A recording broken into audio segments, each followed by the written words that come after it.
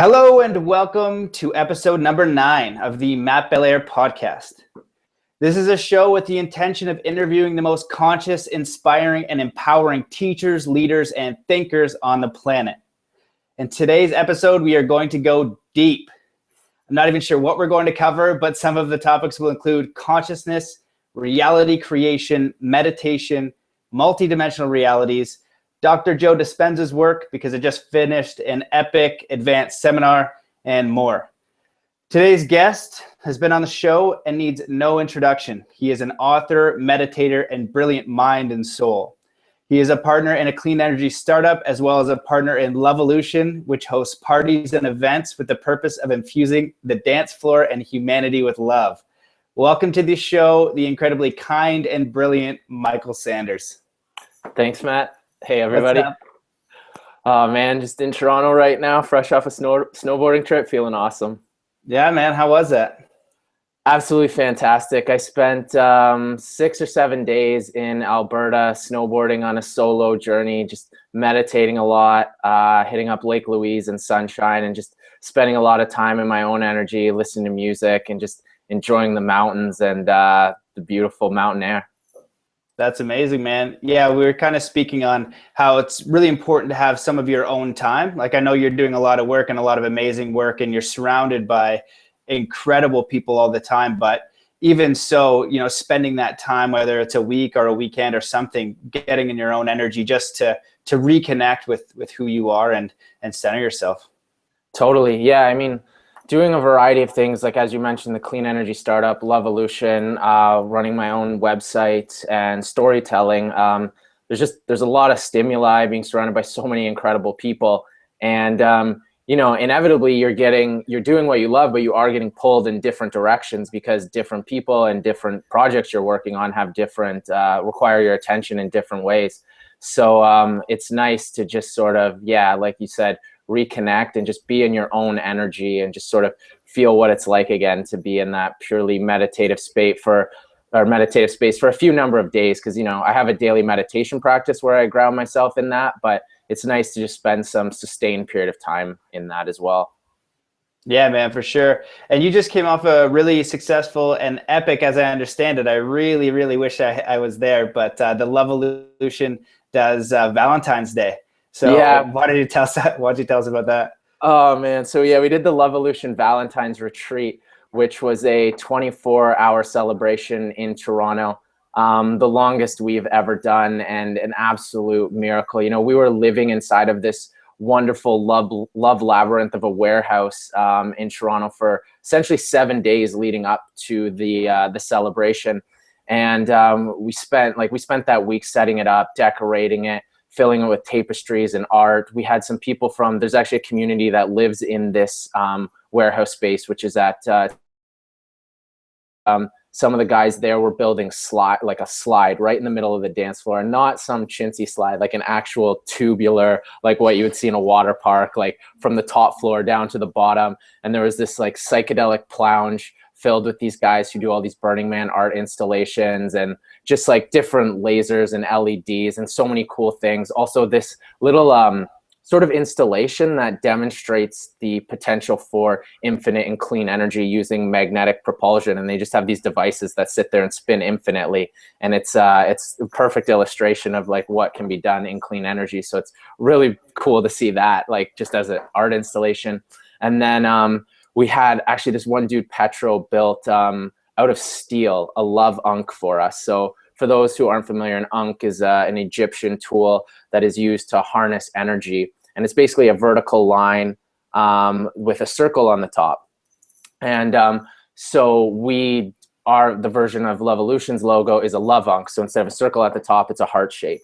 And Petro, he's this brilliant engineer. And one day, Justin and I were leaving the space when we were preparing, and Petra says to us, "Hey, do you guys have a few more minutes? I just want to show you something." And we're like, "Yeah, we got 5 minutes for you. That's for sure, brother." And so we go into his back workshop, and he shows us his computer screen, and on it is an image of our logo. And I'm thinking, what are you doing with that? And then he hands me this mask and takes me around the corner, and he has a plasma cutter just carving our Lovolution logo ankh Love Unk out of steel. And it's like this 4-foot tall, 40-pound hunk of steel Love Unk that we then hung from the ceiling as a backdrop on top of this like white screen that we had visuals projecting on.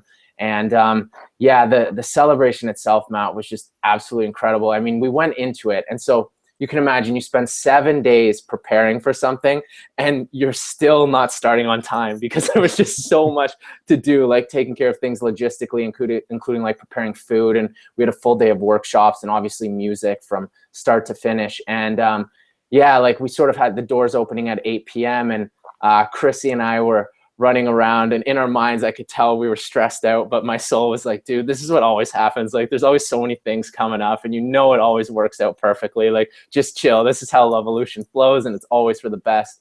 And so then around the music got started probably at like 8:45, 9 p.m. and Eric, his DJ name's Blueberry, you know him, Matt, and he played his first live DJ set ever. And man, absolutely incredible. And it felt really special for me, for all of us, because he only started DJing maybe 4 months ago for the very first time, and Justin was showing him some stuff on the decks. And because Eric's so proficient and so profound with almost anything he learns, and especially music, I just knew the first time he touched the decks, like, okay, this guy's gonna be an amazing DJ. So here he was performing for hundreds of people and everybody just immersed in the groove. And dude, the vibration in there, like the lighting and the ambiance, it was so beautiful. Like it was like a dark environment, but with purples and greens and beautiful colors of different LED lights and sort of laser installations, just filling it with like a really warm feeling. And the love vibration was so deep that, and this being Valentine's Day, which was really interesting, it was so deep that it almost felt as though there was like an element of sorrow accompanying the love. And I think a lot of people can relate to that, because sort of, you know, in a lot of loving relationships, sometimes there's that fear of it not lasting forever, that notion of impermanence. And whether it's romantic or some other form of love, it's so powerful that you want it to continue infinitely, but maybe it won't. And so I felt a lot of sort of that vibration, but it was really beautiful at the same time, but a bit of it like a heaviness and a seriousness. And then, so Eric was DJing, and he DJ'd until about 20 after 11. And then all of the core creators of Lovolution were standing behind the booth as he's DJing. And we all just sort of had our arms around one another. We were looking out at the dance floor, just like everybody smiling and dancing, and Eric's first DJ set, and us realizing like, whoa, we've been in this space for a week straight, and like it's fine, like it's happening now.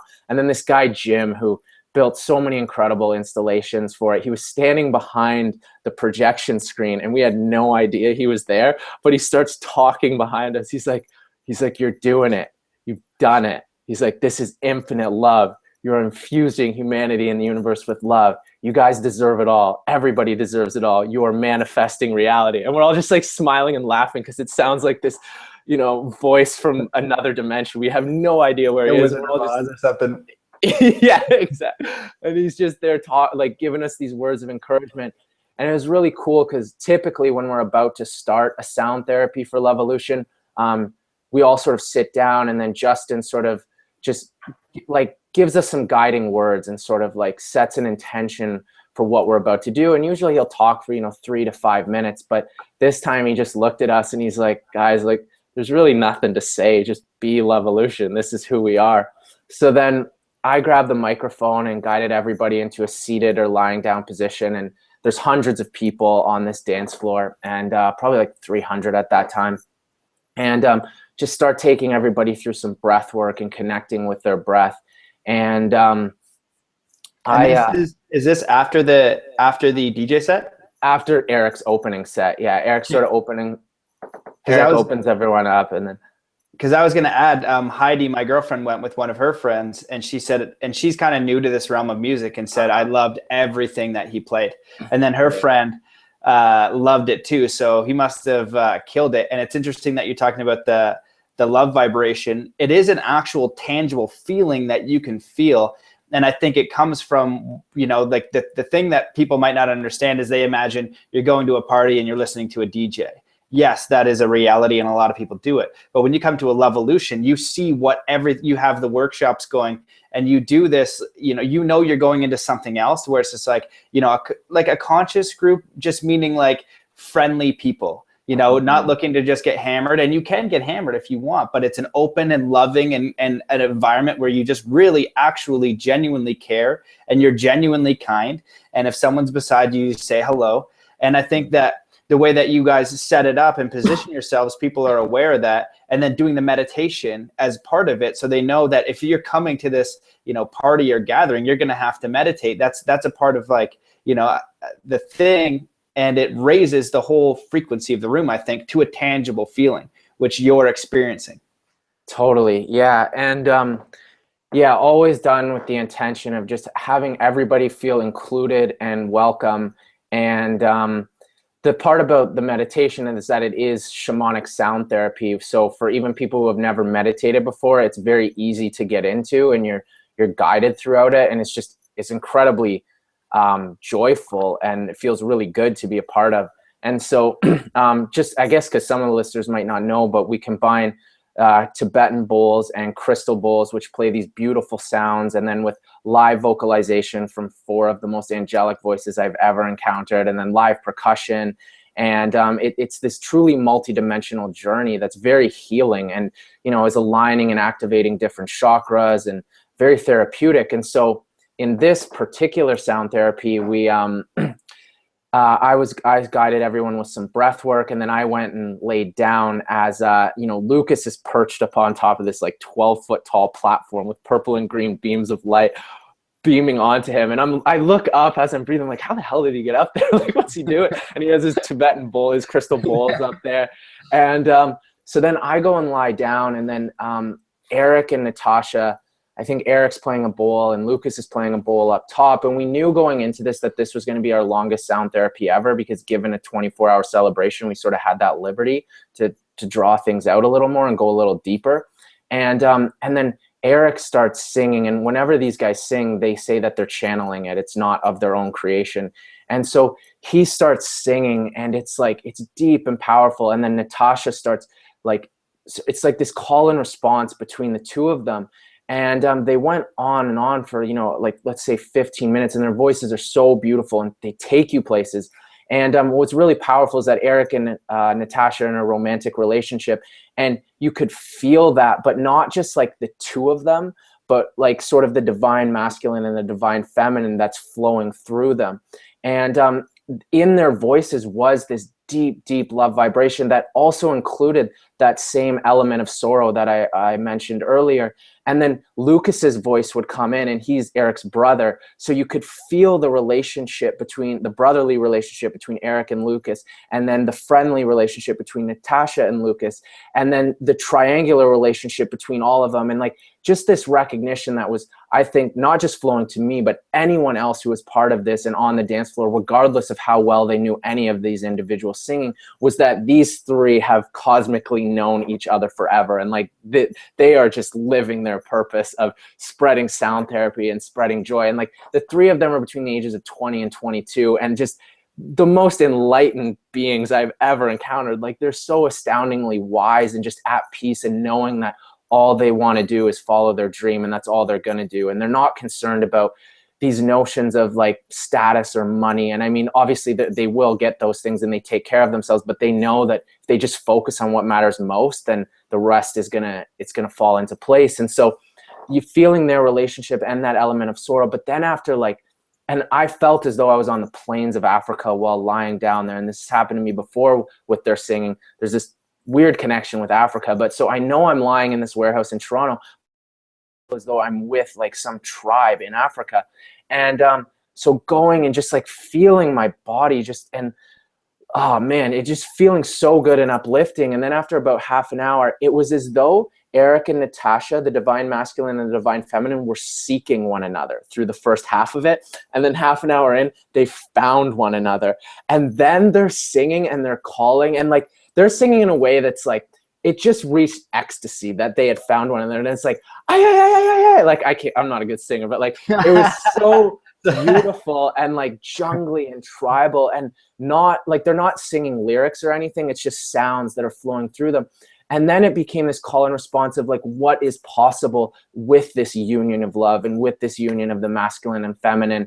And so then like in hearing their voices, it stopped becoming like two separate entities communicating with one another. It's like they came together, intertwined, and then I recognized the two of them as one entity, simply mirrors of one another. And then Lucas's voice coming in and combining, and this essentially like triangular singularity, and all of it collaborating, you know. And then they would just take us on these journeys where sometimes they would let their voices drop and the bowls drop, and like even small periods of silence for reflection. But everybody, you can just tell, is in this unified and transcendent state. And this goes on for like an hour. And so what happened for me is that I experienced all of the pressure that I've ever felt in my life, like, you know, pressure that we put on ourselves to achieve certain goals, to accomplish certain things.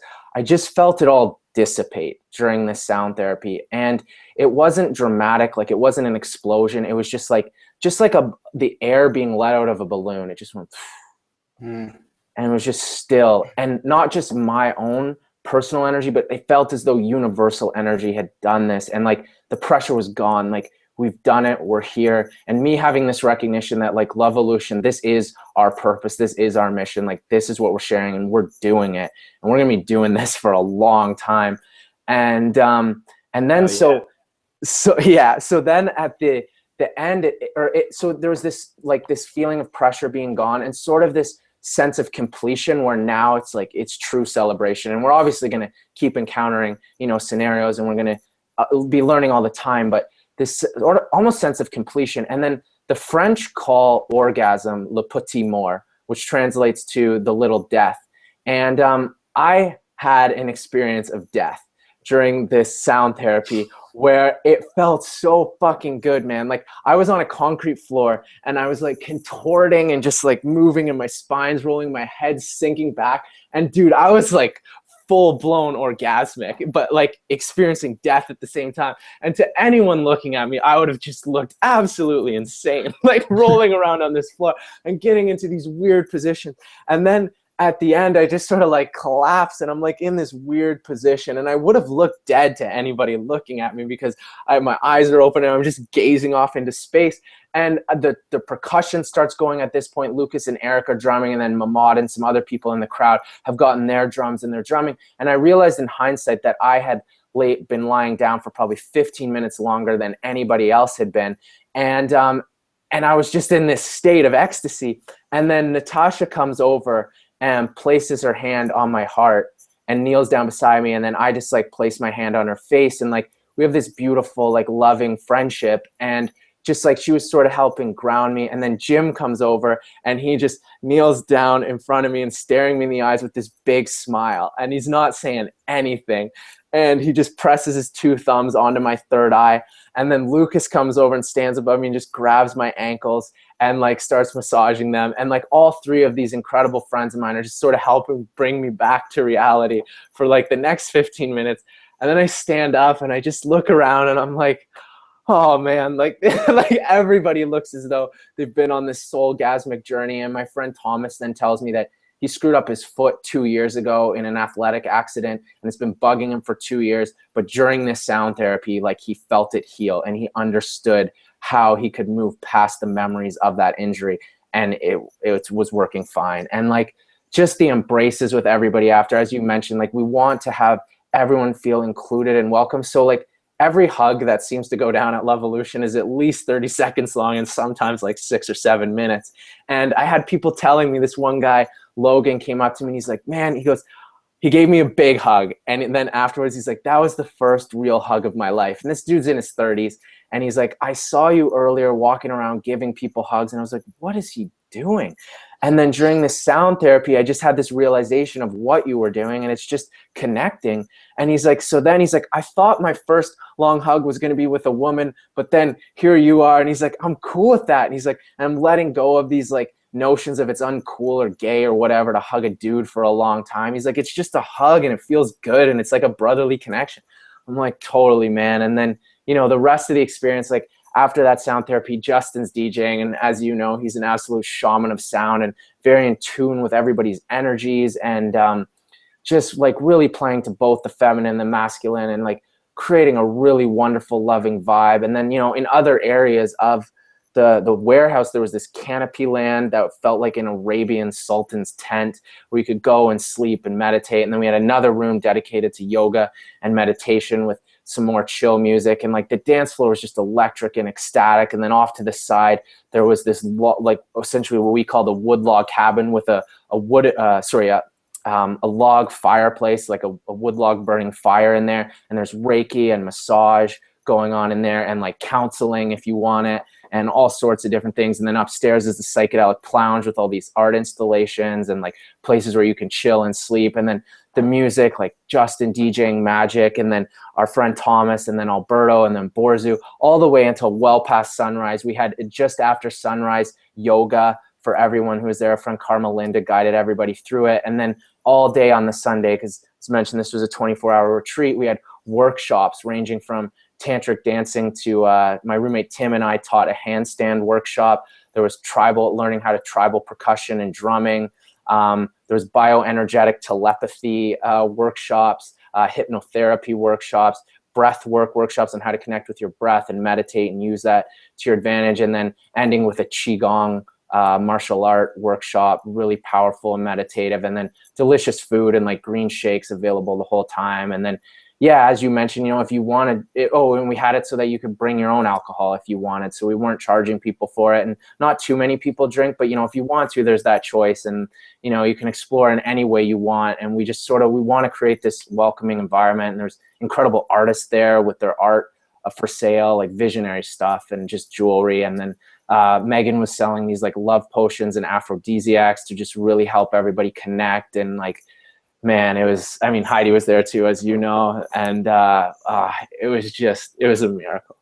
Man, well, there's so many times I was about to jump in to add or like agree or try to explain to people, because I understand what you're saying. Like, I get it, but to somebody just listening, it's so far removed from probably their traditional reality. They're just like, you know, this guy's probably on the strongest drugs, you know, like, you know what I mean? He's like sitting there tripping on like 10 hits of acid, like experiencing the universe, but that's not the case. Like, you can dead sober. Yeah, you can make that choice. But when you learn to meditate and connect with the room or connect with the vibration, all of these things now become possible. They're not thinking your way. You actually do it, and there's no real words for it. But it's awesome to see your genuine joy and enthusiasm. That's why I'm so glad to just let you carry on, because you can see you're reliving it as you do it. And it's like an experience that even, you know, to bring into words kind of bastardize it, because you're like, it's, you know, it's like something beyond. And the first time I was going to chime in was the Roomkey brothers, man. Like, Lucas and Eric I refer them. I was like, there's these two kids. They're 20. And they're the most enlightened kids I have ever seen in my entire life. And they're just, every time I see them, they're in pure like ecstasy, joy, smiling. Like, you know, I'm sure they've got to not smile sometimes, but like, holy smokes, like they're really, really connected. And you can really, really see it in the eyes. That's how you can tell someone's level of peace and connection is definitely in the eyes. And they both have it, and it's not faking it, and they're not worrying about all that stuff. Like you said, like money, it is important to some people, but, you know, as Alan Watts said, what would you do if money were no object? Do that first, right? And then sort it out after, right? Because then you're doing the thing that you would do for money, not selling everything out, you know, all down the river. So when you're, you know, retired, then you can, you know, do what you wanted your whole life for like a little bit. And by that point, you know, who even knows what's going on, even if you make it that long. Yeah. And so as you're going around describing your experience, the hugs, that's a byproduct of Burning Man too. You get lots and lots of hugs. And I think that Burning Man, the big thing that you create is heart resonance. So there's sound. So maybe like how to bring people into like how this is possible. So the sound has a resonance that puts you into a different frequency, and it vibrates your body in the room in a different way. So in the same way that if you go and visit somebody and there's like 10 best friends and they love each other and they're harmonious and they're cool, and you come in, you might know one guy, and you come in and it's like friends and family, you have a light vibe, everybody gets along, and you're like, oh man, you guys really love each other. Like, this is really cool. Thank you for letting me experience this with you guys, right? And that's kind of like a big love evolution. And in the same way, if you go to, like, say, the wrong part of town, like a bar, or you're in the room when like two rival gangs are there and you see them eyeing each other up, like, you're gonna feel that, and you're like, oh shit, like, I have got to get out of here. Like, this isn't a good situation. So there's an energetic thing that you can feel, but the thing is, you have to shut the hell up. And that's what the whole point of meditation is. And I've really, part of why I wanted to have you on here was to talk about Dr. Joe. And so I went to Dr. Joe Dispenza's advanced workshop this last week. It's the shirt I'm wearing is pretty cool. And basically, the weekend he's talking about this multidimensional reality, this really crazy place, which you can experience on ayahuasca, which is the cheat way. Sorry, Dr. Joe, but just take the drink, $200. You don't need your seminar. However, his seminar is brilliant. He's a really brilliant man, and he's bringing science in. He's got Dr. Jeffrey Fannin, who's a neuroscientist, doing brain maps and all this kind of stuff. Because, if you don't integrate the medicine and you don't learn, then you're not going to have an integrative experience. You got to integrate that. So you can also visit this place through yogic breathing and through activating the pineal gland. And you have been there, as I have been there, where this place where, when I'm trying to explain it to like the analytical minds, it's like they know so much, right? Like they know this thing. And I bring it to like the Plato's cave analogy where, we're all chained to the floor and all we see is our shadows on the wall. And we believe our shadows are reality and we start giving them names. But when you take ayahuasca or you have the DMT breathing experience or the Dr. Joe experience, as some people had, you walk out of the cave and now you're walking out and you see birds and plants and sun and insects, and you don't know what the hell, and there's no language for it. So you come back, but it's real. And it's really, really powerful and really, really profound. And it might give you a problem, like for the analytical minds, where it shows you like a Rubik's Cube that's like 1 trillion miles long, and they're so, the squares are so tiny that you need a magnifying glass, and it says solve it. And you're like that's not how, what? Like not going down. So it just breaks your brain, and like you come to a surrender of this infinite power, this infinite source that you experience directly. And that's the confusing thing to an analytical mind. So when you're talking about all this stuff, I can relate to the feeling, the emotion, the experience, because you're not willing it in any direction. You're actually doing the opposite and surrendering. And then interpreting, you could just be like visions and feelings and experiences as you allow the music to come and you allow yourself to relax into it, not thinking, my butt's cold, I need to go get a beer, my back is sore, I got this TPS report to do, all this crap. You're in it, and then the group collective is coming together and harmonizing each other. So then you have the byproduct of hugs, and that's why it's really special. And I think that the fact that at your event, hugs naturally go for 30 to 60 seconds, the same thing at Burning Man, is that they'll go for a long time, and it's not like try. No one's like on a timer. If you don't give a 30-second hug, then you're messing up Burning Man. It's like a natural thing that happens, right? And so you're hugging people and they're lasting long because you are in a different literal frequency. And that's the way I interpret Burning Man anyway. And I heard, I wrote this article and it got published on burners.me, which, they got 120,000 people on Facebook, and I thought it was going to be, well received, and it was not at all. It was just like, this guy's Pollyanna, and I didn't even know what that meant, but it means positive, like so positive it's reckless, so positive, like so positive, like I'm not considering things that happen. But the interesting thing, I brought this up at Dr. Joe with this doctor. He's like, I'm Pollyanna too, for sure. And he's like this super ridiculously successful doctor, has like 25 practices in the States. But if you're Pollyanna, and the people that I know that are Pollyanna, they live a really extraordinary, loving, like amazing, tremendous life. So yes, I am gladly, I am gladly that word. Like I'll take it. And it's a reflection of my reality. And it doesn't mean that I don't deal with challenges. It means that I deal with them a lot less because my inner world has to reflect my outer world, or my outer has to reflect the inner. It has to happen. That's the law of this dimension. And when you get to go outside the cave, you start to see kind of like dimensional, multi-dimensional realities, and you go to a place that you can't even understand. And traditionally, it was like years and years of meditation with Zen masters, and you just keep breaking away from the body. It's like, here's your body and mind here, and then here are all the thoughts, right? So you're having a thought and it's coming up, and eventually, you know, you identify with all these thoughts, and that's who you are. But eventually, as you watch them go, they start to go away slower and slower, and then you're in emptiness, and then all of a sudden your body fractures, and then you kind of come back because you're like, what the hell? And then you have to come back to figure out what the hell just happened. And then it fractures again. And then you're nothing. And then you're like, what the hell? And like, then you're trying to piece together with a mind that can't comprehend it. And you like all the Zen masters, like, what is enlightenment? You can't bring it back. It's not a place for words. And then the last thing I was going to say about the hugging thing, 2 days into Dr. Joe, you know, I'm sitting there and I meet a new person, and like another person comes up, and I dish out like 4 or 5 hugs in a row, and they're like, man, like, you're a really popular guy. I was like, yeah, I guess. It's like, not really. I was like, they're like, how do you know everyone? I was like, honestly, whenever I'm beside someone, I say hello and I give them a hug. I was like, yeah, that's all I do. And then people like get that, and it's not like a contrived hug. It's like, hi, like, how are you? I'm Matt. How's it going? Come on in here, get a hug. You know, how's your day? Like.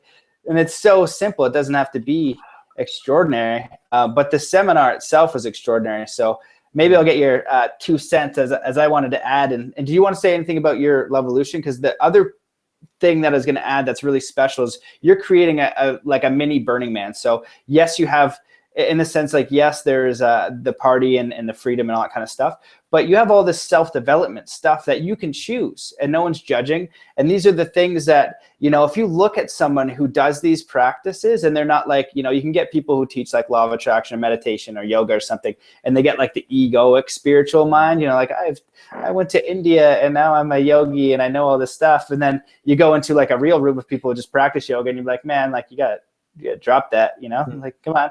Like, you know, you can have it if you want, we're going to look at it, but it's like, you also know it's nonsense. But the people who actually get the practice, like Qigong or meditation or whatever the heck it is, they have a surrendering, and it's a humbleness where they're like, holy smokes, like, I'm just like this parcel, you know, experiencing life, and so is everybody else. And you're very, very humbled, but you're more awake and more kind and more connected, I think. And people can really see that. So you're having these workshops to kind of help people let go of all of that. You know, it's always the mental baggage that's hurting you. You know, it's always the mental construct that gives you depression and makes you feel like you're not good enough and you're disconnected. And if you do these practices, you start to be more connected. You start to feel more positive. You start to feel like you can control your life. And that's where these people are, like Lucas and Eric and, you know, the whole Levolution crew. It's not an easy thing. You know, you went from an advertising exec, super successful, tons of money, you know, balling in Toronto, probably, you know, all the ladies, the Rolex on the arm, you know, you just had it all, you know, wearing the suit, you know, and then transition to, you know, the challenge of Levolution, of creating it. And it's still risky, you know, you're like, oh God, like, okay, am I going to do this? Like, and then you go through, but you go through with faith, knowing like, this is the thing that I would want to express if everything else were gone. And then through that, then you have like your most unique and honest expression of you. Like one of my best friends, Anders, we were talking about, we did a meditation together, and he's like, he had this insight. He's like, your life is the highest form of your art, or something like that. It's like, it's the highest expression of your art. Like, my art is my life. And it's like, so what are you painting? What are you making? So, you know, it doesn't always require money. It requires mostly like that leap going forward, and that's still confusion, but you're doing it in faith, and you're doing it because now you know you can create your reality. And it's going to take some challenges. It's going to take some work. It's going to take some ups and downs, but you ultimately know that you're connected to something higher and that you create your reality. So if you're not stoked every day, like I think it's like Lucas is saying, or Lucas there, like, you know, stoked for life or something. Yeah. And they're just waking up and dancing. Like, you can't look at them dance and not smile. It's impossible. If you see either one dancing, it's super crazy and awesome, like, you have to smile, because you can just see the joy emitting, and they literally are stoked for life. So I think like these practices and these communities that are now starting to come together, again, our friend Rada with Daybreaker going all around the world. And the big thing is waking up at 6 a.m. and then, because there's no booze and it's a different environment, she's got a conscious MC, you know, it's kind of like this understanding of community. And now we are together and not separate. Yeah. That was a lot. Yeah. I really like your Rubik's Cube analogy of going to those other dimensions and it being difficult for the rational analytical mind to accept. And I think what you're saying too is very important, because one of the things that I've been encountering recently, or I've heard other people speak of, is that like in order for us to communicate these ideas and hopefully have other people connect with them, and not that everyone needs to, but if they do want to connect with these ideas, is addressing that analytical, rational, skeptical mind of the things we're talking about, of manifesting your own reality, of your outer world being a reflection of your inner world. And so I think it is important to address those concerns, because, you know, like with me and ayahuasca, for example, I didn't necessarily go down there with the mindset that a plant can have an intelligent female spirit. So by me not having that, and in my book writing about me having a certain skepticism towards that, that then allows the currently skeptical person to connect with my experience. Whereas if you just dismiss the skeptic, which I've seen people do, and they'll just express things so matter-of-factly, like, oh yeah, I travel to other dimensions, I do this, I do that. And the skeptic, the rational person, is just sort of sitting there thinking like, have you just lost your mind? Like, is this crazy? So I like what you're doing and addressing the analytical and logical mind there.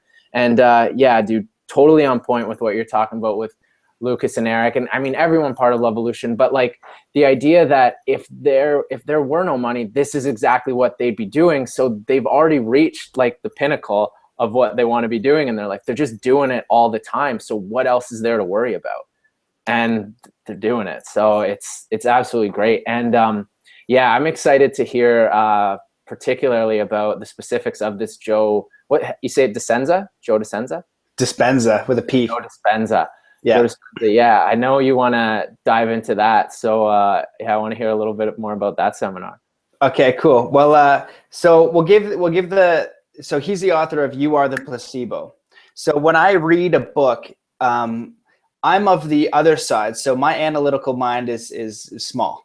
So in the sense that, like, you know, meditation or otherworldly stuff, psychic powers, all the stuff that seems weird, like I'm in. Like Wim Hof is now becoming more popular. I knew about Wim Hof years ago because I was looking for superhumans and was curious, like, how the hell do we accomplish those things? Because I want to be able to do it. So he wrote a book, You Are the Placebo, and I read that and I was like, holy smokes, like I gotta see if this guy does workshops. And I ended up going to his progressive workshop. And in the book, so when I read a book, I want you to tell me how to do it. I don't care about the science of it. I already believe that I can heal my body. I already believe that I can create my reality. I already believe that I'm a multidimensional being. Like, I believe crazy stuff about myself. So I don't care about the science of you telling me. I do not care. But other people do. So his book normally would piss me off because it was 290 pages of proof about the placebo. One of the crazier, you know, there's the placebo effect and there's the nocebo effect. So they did a test in Japan on kids that were allergic to poison ivy. So they basically rubbed one arm with poison ivy and said, this is poison ivy. And it was not. It was a harmless leaf. The other one, they said, this is a harmless leaf, and it was poison ivy. And what happened was and I'm going to fudge the numbers probably, and I'm sure you could find it if you go in Dr. Joe's book, but it's basically like 8 of the kids who got the harmless leaf gave themselves poison ivy, and only 1, it was like 0 or 1, actually got poison ivy when they actually rubbed the poison ivy. So they switched it in their minds. And that's how and so his whole book is 290 pages of this stuff. So that's in my brain, and it can be in your brain too if you want to read it. But the thing is, I don't give a damn. I know that that's how powerful our minds are. So what I want is, how the hell do I access that? That's what I want.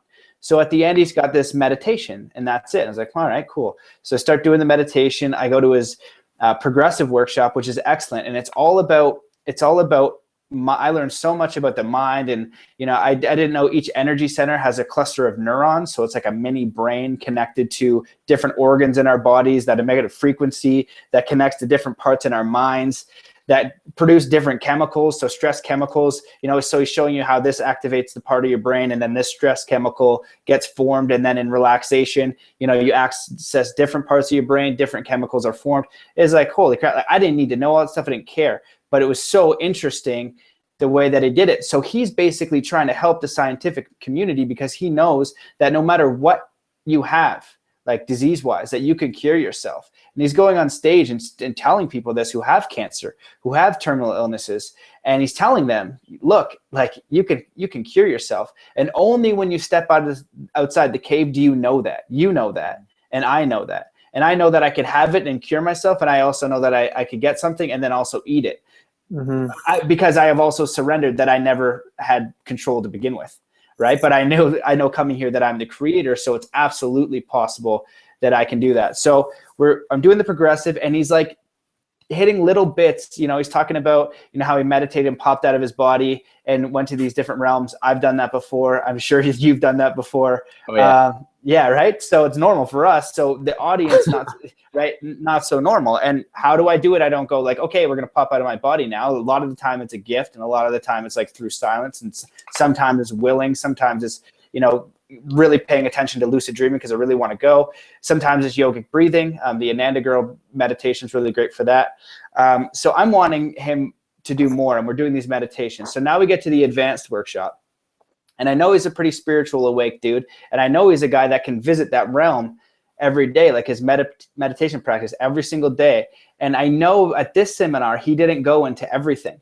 So a lot of what we were doing was just meditation. So different types of meditations, aligning the energy centers, and then imagining our future. So the way that I explain it to people is like, okay, so if you relax your mind and you do 5 deep breaths, and you imagine a big juicy lemon, and you bite that lemon, and then you feel the juices exploding all over in your mouth, and then your mouth starts to water. So you have a physical stimulus, a physical reaction to just visualization. So then the next step is, if I'm training a snowboarder and they can't do a backflip, I'm like, hey, if you visualize a backflip every single day, and you've got obviously the basic skills, every single day, it'll take you like 7 to 15 days where you'll know that you can land that trick. And one guy that I'm coaching is a professional motocross racer, and I had him do that same thing. He's trying to learn this new sketchy trick where you basically leave the bike, do a 360 in the air, and then come back on the bike. And he had never done it. He could do it in a foam pit. And I was like, just visualize it an hour every single day. And he did. And then he landed it first try at his competition. So because there's a necessity. So now you enter somebody with a terminal illness, right? So I'm saying, hey, meditate on what you want every day, and then you can have it. And the way that I kind of got it yesterday, I imagined it is like, when you got to realize that inner world is probably more real than here. That's how I perceive it. So as you go into this inner world where these building blocks, so let's just say I'm in the void now, and I'm in my imagination, just call it imagination, right? But you got to shut the hell up. That's what meditation's for. Shut up, imagine. So I'm in there and I'm able to shut up and I imagine. So then I start think, okay, like here's Matt, the author, and then I grab like the Play-Doh of the universe and I throw that in, right? And then I'm like, hey, I'd like a house. Boom, let's just chuck that in there. Like I would like to be around the most conscious, inspiring, beautiful, amazing souls on the planet. And I throw that Play-Doh in there. So I'm taking like thought substance and I'm building this reality. And then he says, he had a really good expression. It's like throwing the rock upstream of your desires. And then you get up and you're like, yes, like I'm going to create these things. So with the person with the terminal illness, you can heal yourself. But the difference is they have a necessity now. It's a life or death. They don't miss the meditation. So we wake up and we're programmed to get up and rush. We grab the coffee, we grab our shoes. We're worried about work the whole way in the car until we get to work. Once we get to work, we got too much shit to do. It's not going to be done. We're fucked this week, so next week so we have this thing. So we get home like, oh my God, go to the fridge, you grab a beer, you drink that beer and you relax. You throw on some Mad Men, you throw on some, I don't know, Jersey Shore, right? You take that into your mind and then you fall asleep and you're not even realizing that you are literally, your mind is like a program, and it is a program. So you can shift that program and you can start with awareness. And so I had this one, from doing Dr. Joe and some other stuff the other day. You need to be able to monitor every single thought that comes out, every single one. because until you get to that point, you are just firing all this stuff, and that every thought is plastering your future, just like grabbing, the Play-Doh. Every thought and every worry is plastering your future. So until you learn to clear your mind and realize that you're not your thoughts, and then you can start to insert that the thoughts you want, or then you can just let them go and not attach to them. Then you can start to create. So, in your car, you can be in joy. So as you're thinking and you're stressed, you stop and you notice that, and you stop and you notice the stress. You stop and notice the stress. And now you're cutting the signal to being stressed out all the time. You're cutting that signal. So going back into the Dr. Joe stuff, it was a mix between the science around why the heck we go into meditation, why we're activating energy centers, why we're going into the void. And then it's doing the meditations. And there were so many amazing ones. We also went into fifth dimensional creation. And this is something that I thought you'd be interested in. Is basically going into the void. And then, so you go into the void and then you sense the space. So in the void, you can sense your body. You could sense an object. So what we started to do was sense like just any random object. It could be like a pencil or a wand or a dog or whatever. So I did 2. And the first one was probably too easy, but the first one I did, I was like, I want noise canceling headphones. Like that's something that I want. I was like, let's just make this practical. Like I want some. So I imagined black Bose headphones, and I have it in my journal, and I made them black Bose, not Dr. Dre, because I wanted to see if I can do it. It's an experiment for you, not anyone else, right? Only you know. Anyone can be like, he's talking shit. He ordered them on eBay. Like, I don't care. You know what I mean? So it's for me. So I'm imagining the headphones, right? And I'm imagining them. And then so all you do is you go into the void, right? And you basically relax your mind, shut the hell up, go into the void and imagine. So I'm imagining, but I'm building the headphones. So I'm touching like the inner soft part of the ear. I see the Bose thing. I'm going to the top. I get on the inside. I'm doing all that stuff. And we basically spend time building it. So the next day I'm at the table and it's the last seat. It's the last seat at our table, and you pick these little icons or whatever and you go sit down. And this lady comes and she puts some black Bose headphones right in front of me, like not beside me, like right in front of me. And I was like, as soon as I see them, I was like, and I have a picture. I was like, I think it was like too easy. I was like, I don't know about this. Like I have to like acquire them, right? But I was like, that's pretty interesting though, because I then got up and I looked at all of the surrounding tables. Not one pair of Bose on our head. Our whole table didn't even have one noise canceling, then alone a black Bose, which she had.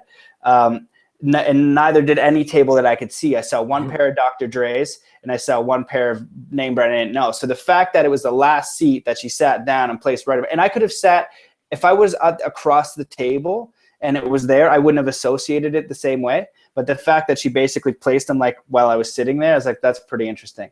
So the next thing that I try to create, I was like, you know what? Dr. Joe does his thing and he seems like a really beautiful dude. I want to give him a hug, and he, does his thing and he pieces out. And I was like tweeting him all the time. I was like, Dr. Joe, like, we got to talk about some multidimensional stuff, because I know you're not sharing everything. I know you've got more, because he's serving his analytical audience. Totally. He's trying to give all of the science that he can to make you believe that you can do anything. For me, I just believe that. Foolhardily, Pollyanna, I just believe it. I get to have my own beliefs, So he's trying to serve that community, right? And so, but I was like, I know he knows some wild stuff. So I really wanted to like talk to him. So I just kind of, the next one is I visualized the hug. So the next time I went in, I visualized just giving him a hug. And so I did that. And then on the last day, I was just about to go to dinner and just hang out with my friend. And he goes walking by and I go, hey, stop. And he just looks. I was like, come over here. And I just give him a big hug. And he's just, I was like, you know what this is? He's like, no, what is it? It's like, it's my fifth dimensional creation. He's like, oh, nice, man. That's awesome. So the whole point of the practice is not to say you can just create anything. The whole point of trying to do something like that and your awareness. So is to know that you can create from that. That's where all creation comes from, is that infinite black creative space of the imagination. That's where creation comes from. And as we start to develop our consciousness, develop our awareness, develop our technology, develop our intuition, develop our skills, we're going to be able to create faster.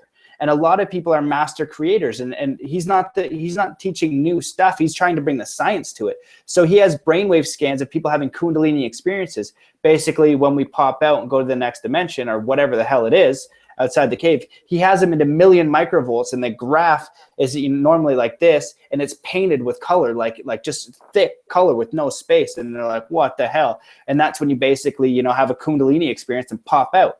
And some people have, you know, spontaneous healings, and he has them on an EEG scan to say, hey, look, like this is what's possible. Why are the brains, when the average is, I think it's 10 to 60 or 10 to 70 microvolts of energy, and they have them going into 1,000,000 microvolts of energy, multiple cases. So through this breath work, through these different practices. So the point is that we're doing these meditations, and we're visualizing our future. And it is the process of realizing that the more time you spend inside, first you disconnect with your identity or ego, which is fine. You have to have an ego. Like the ego is like the choices that you make. But most people have like too much identity around that. So they're clinging to different things, like their job makes me, you know what I mean? Or this relationship makes me. So they cling to that part of their ego where they're not really free. That's what the whole thing is. So you're kind of like severing ties. And that's why you do meditation. So once you can sever ties, you can go to this place that is more real than here in this imagination realm. And then you can build whatever the hell future you want. And the future you want isn't a Ferrari and a big house and lots of money and big boobs, which is, you know, my 16-year-old self. Like that's pretty much what I was going for. But you realize it comes from like a heart creation of service, of your maximum expression. And you don't need a lot to do that. Having a lot of money and nice cars and all that stuff can be a part of it, and a wonderful part for you to enjoy and you to experience. You are allowed that. But if you have that without the substance, it's not going to fill you. So you create from the heart first in this place, and you keep doing it every day, just like the person with the terminal illness, just like the snowboarder that has to do it. You know, that now it's at quad backflips. So, you know, if you're going from 2 to 3 or 3 to 4, just visualize every day. And the one who did it, Max Perot, the first time he did the first quad, said, I visualized it so many times in my mind, it's amazing to land it first try.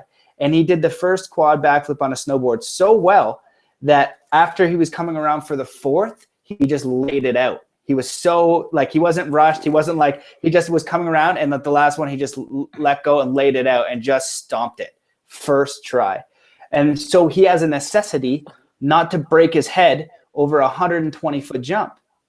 So if we can take that necessity into our life creation, and knowing that we are designed to get up and look out and perceive it as real, which you know is like most of it isn't. It's like some sort of weird illusionary thing that we're experiencing. I haven't quite wrapped my mind around it. But when you go into the silence and you're creating there and you're feeling there and you're emanating energy there, that's going to reflect back out to whatever the hell this illusion is. So it's adopting that of practice.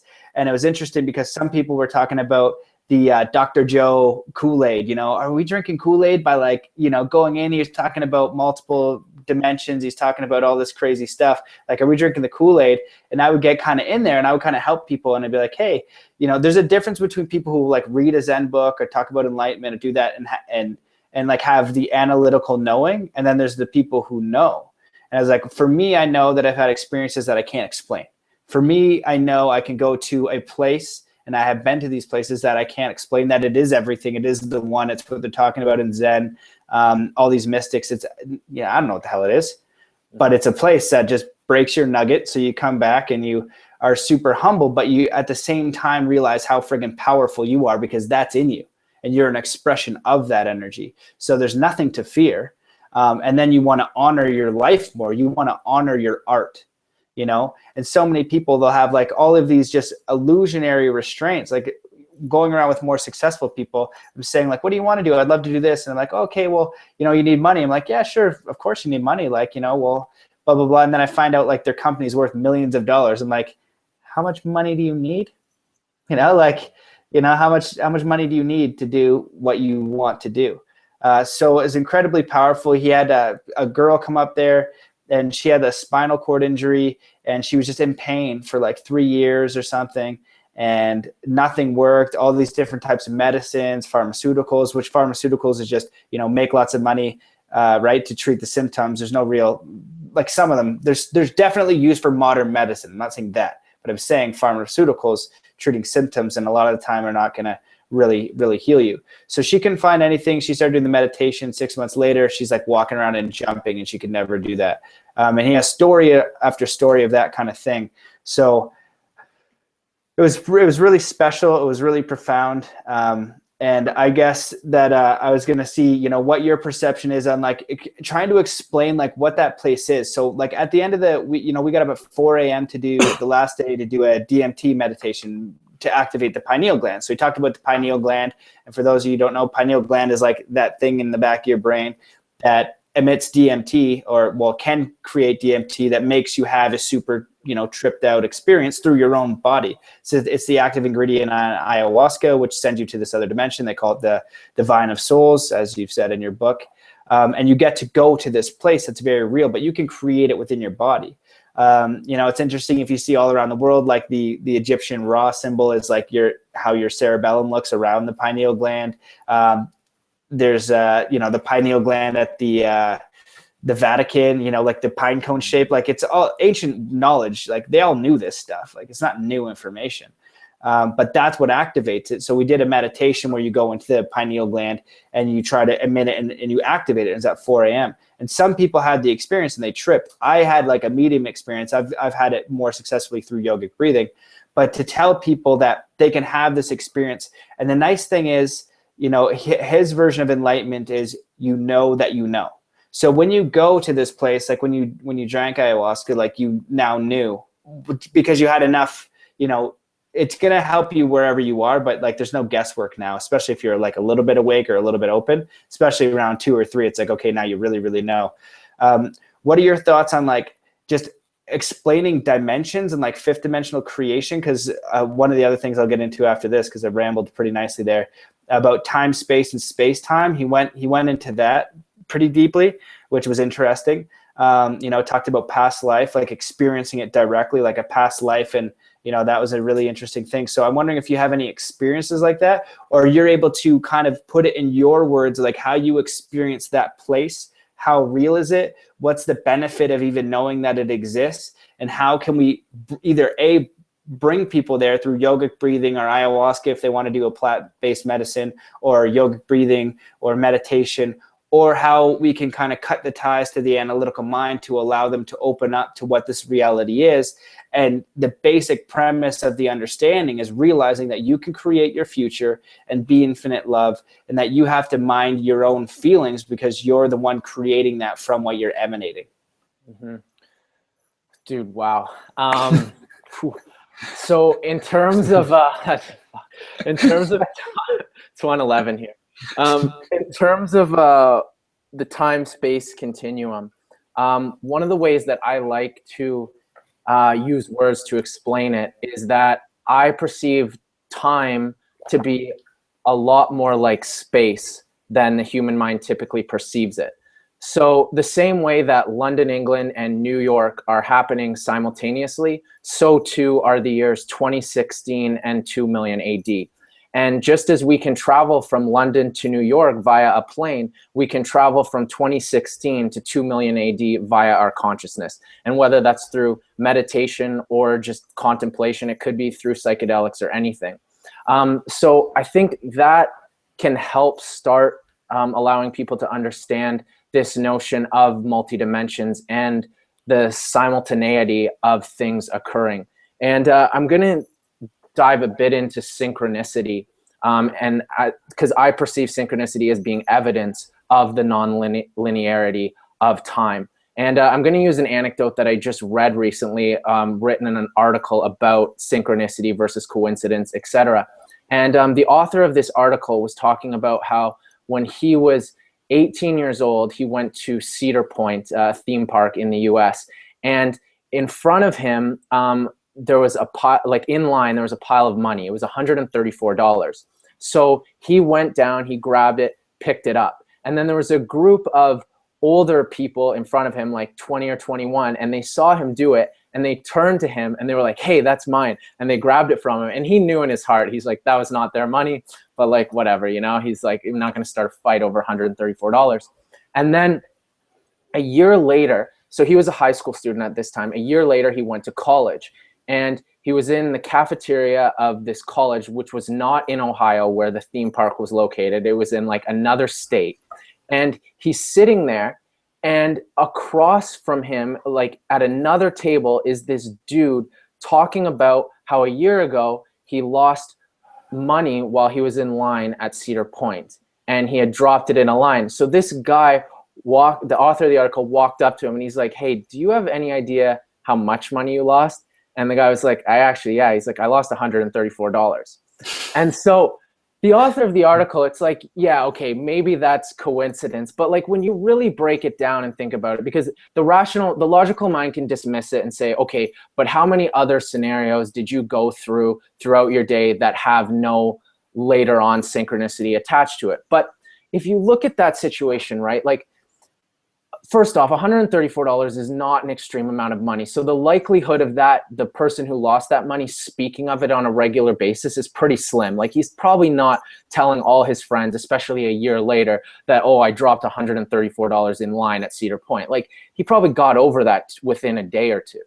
And so he's not talking about it that often. And the author of that article could have been just not in the room at the time that guy is saying it. Like he's 2 states away from where the original incident occurred. So the fact that those 2 human beings are now in another state, 2 states over or whatever it is like, it's shockingly coincidental if you think it's just a coincidence. And then beyond that, they could have even been in the same room, but he could have been out of earshot. So the guy could have been 30 feet away, and the author of the article might not have heard it. Like there's just all these variables. Or he could have said this line to the people he's sitting with 10 seconds before the author of the article sat down to be able to hear it. So it's just like, to me, it's so obvious that that is synchronicity, and that the universe is conspiring to bring those 2 entities together so that they can recognize the synchronicity and how all things are connected. And another thing I like to talk about is that, okay, so the fact that, Matt, you and I are having this conversation right now, which, I mean, we're on opposite sides of the world and we're transcending physical geography already, which is like a whole mind-blowing concept to think of, because 100 years ago, we cannot have this conversation. Like there are no tools or technologies to facilitate it. And yet now we're having it seamlessly as though we're sitting in the same room together. So again, physical, the 3rd dimension, has now been transcended. We are manipulating it in a way that I think is the manifestation through 5th dimensional thinking, if you want to categorize things in those numbers. But in any sense, it's other dimensional in a sense. And so, where was I going with that? It's so good. I was going to say about the synchronicity, though, like that's the interesting thing. The rational mind wants to take what they know, like, so they have a mental framework, right? And that's what people don't understand. All you have is a bloody framework. You actually don't know shit. All right? You don't know shit. Because I don't know shit, but I know that because I've been to the void. So we can use like laws, and we can do that, and we can use analytical mind. We can do all that stuff. But like I said, once you go there and you step outside the cave, you don't know anything.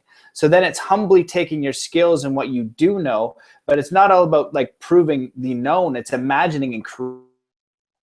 Like in 1900, the Wright brothers were insane, right? Everybody's insane until you actually do. Oh, that's insane. Like, you know what I mean? Like even like in the last 10 years, the telescope of intelligence, you have to be able to imagine it. But if you imagine it and you suspend your disbelief, like have the analytical mind, have all that stuff, but don't let it limit you. Like don't let it limit your imagination. That's not what it's for, right? Like anything that you can imagine, it's supposed to liberate you, not, like define what you believe. So the astronomical, the mathematics to those 2 people being in the same place and having that, it's just ridiculous. And so the signs are everywhere. And when you can kind of sit and you do meditation or ayahuasca or, Dr. Joe meditation or freaking yoga, it doesn't matter. When you have the experience, and maybe I was going to brush on this too, talking about how to rethink psychedelics and proper use and actual ancient plant medicines because everyone categorizes it with drugs, which is on purpose from society and, you know, the people in control, because it basically shatters that whole mental framework that you don't even realize is a framework of conditioning. If I say, don't imagine a pig, what are you doing? So you don't have, yeah, if you don't have a mental framework, do you? Okay, cool. Like, don't imagine a red fire truck. Smarty pants, you're doing it, aren't you? Well, that's unfortunately how we can wire our brains, and we're totally going down this line and we don't even know. And that's what a strong psychedelic can do. And that's what meditation can do. But everyone always says the same thing. I can't meditate. I keep thinking. Yeah, man, that's the point. Like, you're not realizing that your thinking is controlling you and you're running a pattern over and over and over again, and you have no control. That's the whole entire point. And if we're going to talk about shifting consciousness, shifting awareness, the ability to just clear your mind is an evolutionary leap. It is a leap in consciousness, a full leap, a full level up, you know, from beginner to advanced. You have to be able to clear your mind, because if you can't, you have, you know, here's the mind and body, you know, you have a thought, like somebody calls you, you know, a dick at the bar, right? So then you, boom, you have that thought and the feeling comes in, well, F that guy, I'm not a dick, you're a dick. And then you react, and then you punch, and you're not realizing that it's like it's just a thought and then a feeling, and you don't have to cling on to either of those things. They don't define you. You actually are not a dick. It's just a sound vibration that you heard from another human, but that you've associated your identity with, being like, I'm not a dick. I'm actually kind of a cool guy, and I'm really good at fighting, so I'll show you. And then, right? Yeah. So that's how it works. So that's, you know, with one of my goals with Zen Athlete in the book, it's, you know, there's more advanced stuff in there, but if we can just teach, you know, like, you know, high schools and like kindergarten to grade 1 to 6 and all youth organizations in the world, everybody, we just teach them this, how to clear their mind. So we'll use basketball. So like, hey, Tommy, you're going to learn how to shoot a basketball, you know, or, you know, Tanya, or whoever. First thing that we do before we shoot the ball is we clear our minds. So we teach them, you know, 3 breaths, clear their mind. And so they empty it. They're like, okay, got it. Perfect. Okay, now we're going to visualize the ball going in, because there's research upon research upon research that shows visualization creates your reality. You're using the void and you're shooting, and it's, you know, it's lining up neural networks. It's doing all kinds of things. It's programming mind, body, muscle. You're projecting it. Jack Nicklaus said before every shot I go to the movies, the greatest golfer of all time. So maybe we should do it. So now we visualize the shot going in, boom. Then we miss. Oh no. So then the third, just super basic fundamental, which I think can transcend a level of awareness, is choosing the most powerful and positive perspective, because we never had control to begin with. Right? So if the universe wanted you to flub that shot, right, there is a greater power. You can control, you're the creator within that, but you're humbled to another power. So, okay, I shot an air ball. These girls are at the sideline. They're laughing at me. You know, so what do I want? So what's the most powerful and positive perspective I can have now? I get another shot. Well, why don't I make this sucker? Okay, cool. Relax my mind.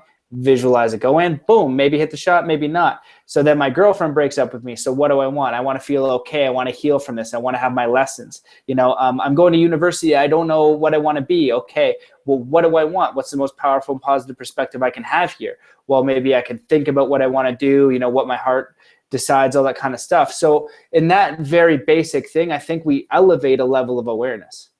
Totally. Yeah. And yeah, you asked earlier, like, what is the value, or sorry, what is the time-space continuum? How do you explain these multidimensional realms, and what is the value of it? And so another example of synchronicity that I'd like to touch on is that my girlfriend Megan and I, we had a mushroom tea ceremony a number of weeks ago. And it was her first time experiencing the plant medicine, or the fungi medicine. And we had a tea. And, you know, I had 2 intentions going into the ceremony. You talk about responsible psychedelic use. I think you want to go into the ceremonies and treat them ceremoniously first off when you're taking these substances, and to have an intention, something you want to work on. And that intention could simply be to explore and to experience the medicine, but there might also be something more specific you want to work on. And so my intentions were twofold. And the first was to let go of any limiting behaviors, anything that was holding me back, so that I could step into my fullest potential.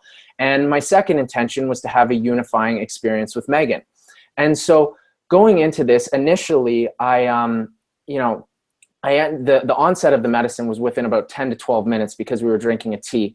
And I curled up into the fetal position on the floor because I was feeling a bit cold and I just wanted to get warm. It wasn't uncomfortable by any means, but it was really meditative.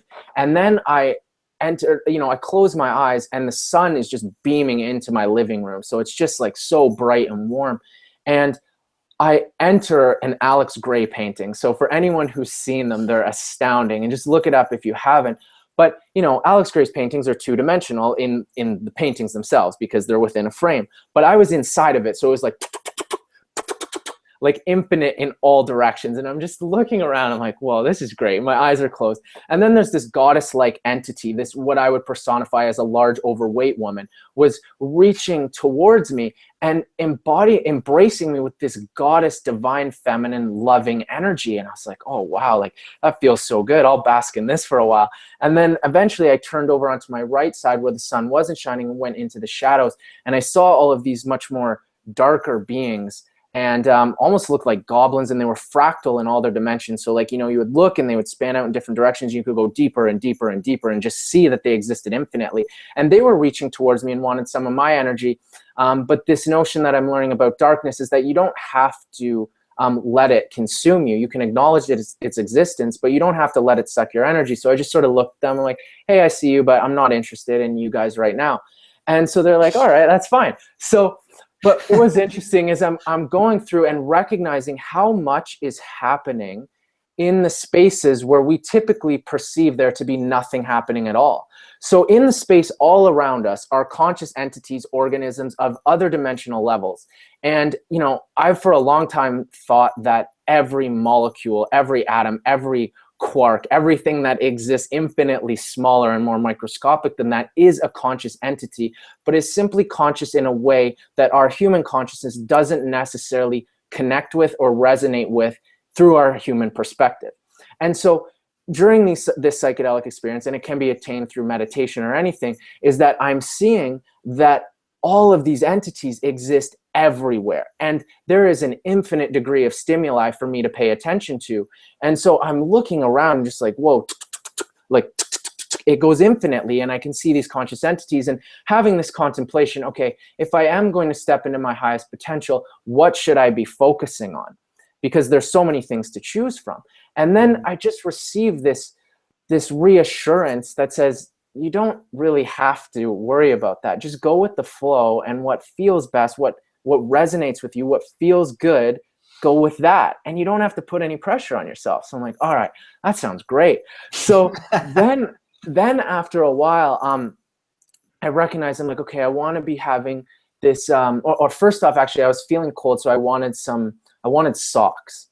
And I had this image in my mind that I wanted these gray wool socks with a red stripe on the top, which I'm sure a lot of the listeners own a pair or have seen these socks I'm talking about.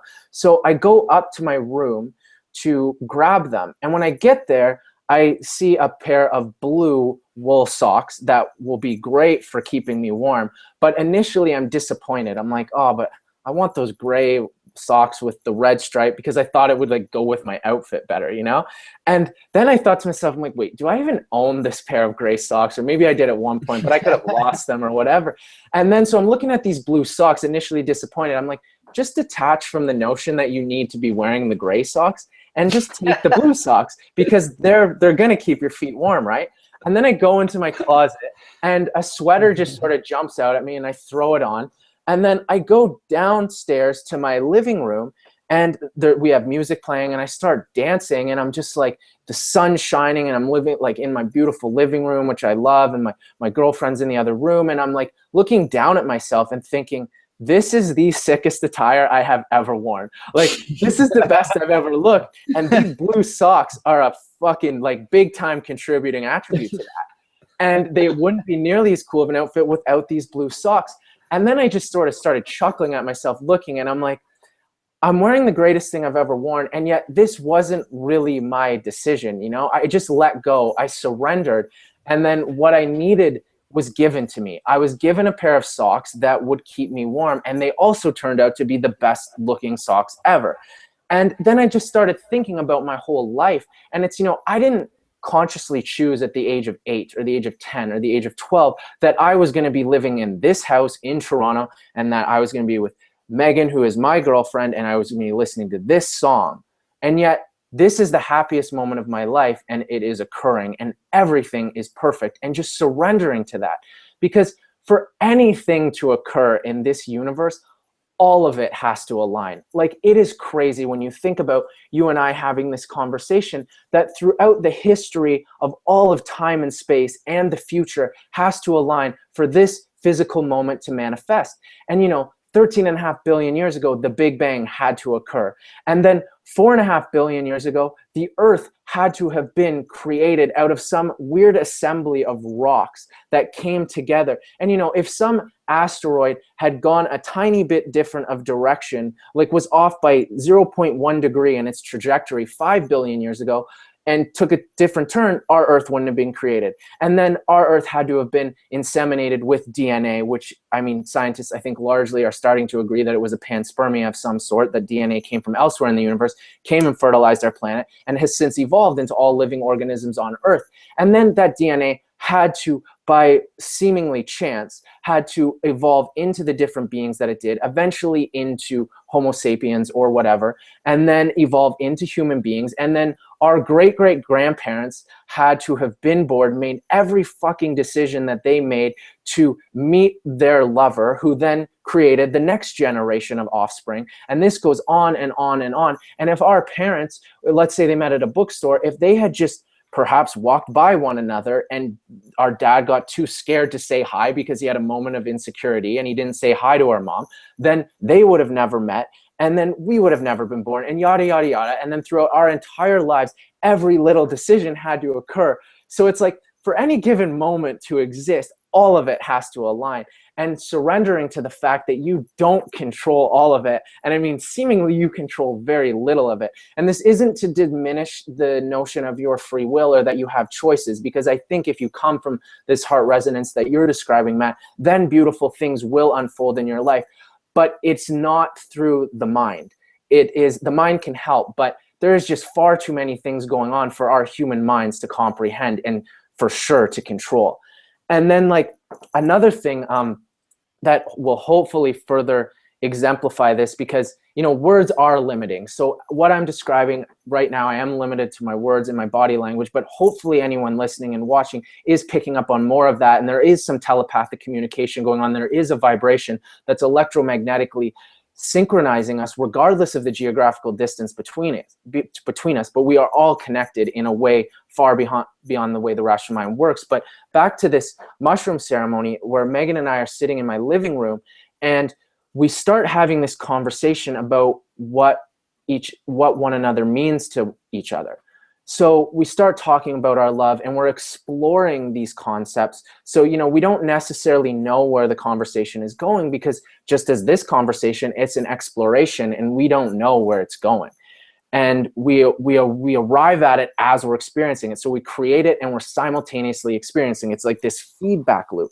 And so Megan and I are exploring these thoughts, and we start exploring and telepathically simultaneously understanding these notions of the feminine, of the masculine, of the divine feminine, of the divine masculine that's flowing through each of us, and of this union that's occurring between one another. And then we start having this conversation, because it's like the two of us are coming together and then merging into this union where it's two individuals becoming one, maintaining their individual identity as they navigate through the third dimension, but in the moments that they are together and on a deeper level are constantly connected. And so this notion of, okay, well, who actually in this given scenario is the feminine and who is the masculine? Because for Megan, she's the one experiencing me, who is the masculine. it like that's her experience, and then I'm experiencing her, who is the feminine. So then in those situations, it becomes quite obvious, at least to me, that we are both, and we are reflections of one another, and we're simultaneously both of those things, despite the fact that, you know, obviously I'm a man and she's a woman. But so as we're having these conversations, we notice that the music is reflecting and also co-creating our thinking with us. So the music is a direct collaborative partner in this journey together through this conversation. And we're looking at each other, exploring this concept and talking about the feminine, the masculine, and the union between us and the non-separation. And then we're like arriving to this point as the music is building. And up until this point, the music has no lyrics. And then the lyrics enter in, and it says, in like this very profound way, it sings, "You and I are the same." And we're just looking at each other, and we both start crying because it's like all of it is happening together. And to us, it was so obvious that this was the telepathic creation of music and manifesting it in to fill our consciousness. And if you even consider the way that a song can arrive into your consciousness, it is quite an elaborate journey. So let's just step away from the Big Bang and like all of that stuff for a second. But just for a song to arrive into my living room at this moment, there was let's say the producer of the song was German or whatever. So he's in his apartment 3 years ago, or perhaps even a week prior, he's going for a walk down the street and he has all these thoughts about like love and connection and everything. He's like, oh, like I should make a song. And then he gets a sound in his head. Then he has to go and sit down at his computer and take those thoughts and translate them into a sound through some computer programming, which is beyond my current musical production comprehension.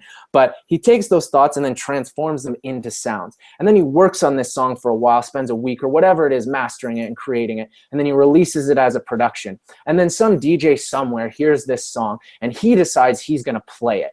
And then my friend whose set we were listening to in the moment, his DJ name's Misol, he hears it, decides to purchase it and download it, and then he decides to play it in one of his sets, and then he records that set through some magical means of technology that, again, don't really make all that much logical sense to me. And then he chooses to record that set and email it to me and be like, hey, I think you would like this set. And then I download it and I transfer it onto my iPod through some wireless connection and cords and whatever. I'm somehow putting sounds and people's voices onto this other device to carry with me in my pocket at all times. And I choose to listen to the set for the first time 2 weeks later, since he's emailed it to me, and play it in an iPod, on my iPod, which just happened to be on a playlist that I was playing during this mushroom tea ceremony. And then it comes on in this specific moment where Megan and I are having these contemplations about what we are to one another and arriving to the point of exactly what is articulated in the lyrics. And so to us, we were like, we created this song, you know, or perhaps it is the whole universe aligning for it to happen in that given moment. But this is like a little bit about the multidimensional creation of things. And then when I was sharing this story with my friend Ryan, he had a different perspective on it that was quite interesting. He's like, yeah, he's like, maybe you were telepathically creating it in that given moment. He's like, another way to look at it is that time could be occurring sequentially, but that the inspiration for that producer's song was your and Megan's interaction from the future. And so like calling into question, where does inspiration come from? You felt it, Matt, I felt it. Everyone listening to this has felt moments of inspiration where you have a compulsion to do something. And whether you're a writer or a painter or a musician or whatever brilliant thing it is that you do, you felt moments of inspiration where you could not deny them. And you sat down and let's say you started making a song. But it's like, where does that inspiration come from? Perhaps it is a memory or a message from the future. And perhaps this producer was because Megan and I were sitting there and he's like, that's where his idea came from. And it was the idea and the inspiration was crossing time and space. And then it unfolded sequentially in the way that humans perceive time. And so, I mean, all of these things, and like you can apply that to sort of any invention, because like think of the boomerang, for example. How does somebody invent the boomerang before the boomerang has existed? Like, where does that idea come from? How is it possible? Perhaps it's a memory from the future that just is traveling through time and space and then jumps into that guy's consciousness. Just like our thoughts, you're saying, Matt, we don't own them. They're existing energy and they flow through us. It's similar to emotion. Like the word emotion derives from Latin, which means in motion. So your emotions are not your own. They're simply flowing through you, and they're energy that's flowing through you. So that boomerang could have just entered that guy's consciousness, and then he's like, oh, whoa. And he thinks of it, he's like, I wonder how my logical mind can then catch up with this intuitive, imaginative experience and manifest this thing into physical reality. And increasingly, we're starting to be able to manifest these things much more quickly than we used to be able to, because I heard Joe Rogan say something really funny. He's like, let's see how quickly humans can invent things starting from scratch. He goes, take a guy and put him in a world where there is no technology, there's nothing, don't even give him a ratchet or an axe or anything, and just send him into the woods. Send him into the woods with absolutely nothing, and let's see how long it takes that fucker to send me an email. You know, it takes forever, but now, that took billions of years of evolution and millions of years of human evolution to be able to communicate via email. And yet now we're creating inventions that are so fucking rapid. Like we're creating self-driving cars, and then we're gonna, it's the rate that 3D printing and all technology is exponentially advancing. I mean, it doesn't seem that long before we're gonna be able to have like Star Trek replicator type devices where we're gonna be like, hey, make me a basketball, make me a banana, make me a house. And it's just gonna be boom, we're gonna have nanotechnology, nanobots building things. And then, I mean, there's obviously the notions of artificial intelligence and everything. And I mean, there's no limit to what we can achieve and accomplish. And I think the value and the reason why these multidimensional spaces and the spaces you're describing, Matt, in like the void and these enlightened places where everything feels sort of perfect and you can create from those spaces, is purely the purpose of it is to have awareness of it so that you recognize your divinity and your creative power. And you can come from this place of peace and love, because it's sort of, these states sort of take away the pressure, because it's like, okay, well, I am the universe. I've created everything already. I'm going to keep creating. Like, no matter how bad things get, you still exist and the whole universe will continue on. I mean, your particular human body, Michael Sanders, might not exist forever. Maybe he will. I don't know. But the universe as a whole seemingly will persist forever. So I think these states allow you to recognize your creative potential, inspire you to act upon it, and fill you with a sense of peace that there is so much going on that you can't control, that you don't know how to control. So you don't really need to worry about it all that much, and just essentially do what you love and celebrate. Man, that was amazing. I love that. There's so many different directions as you're going. I kind of wrote a few things down. I was like, which way am I going to take this? So many roads. And I guess that shows like the infinite like potentials. Like maybe there's a podcast where I go down like all like 30 roads that you inspired me to touch on. But let me just touch on like some of the points that you were saying there.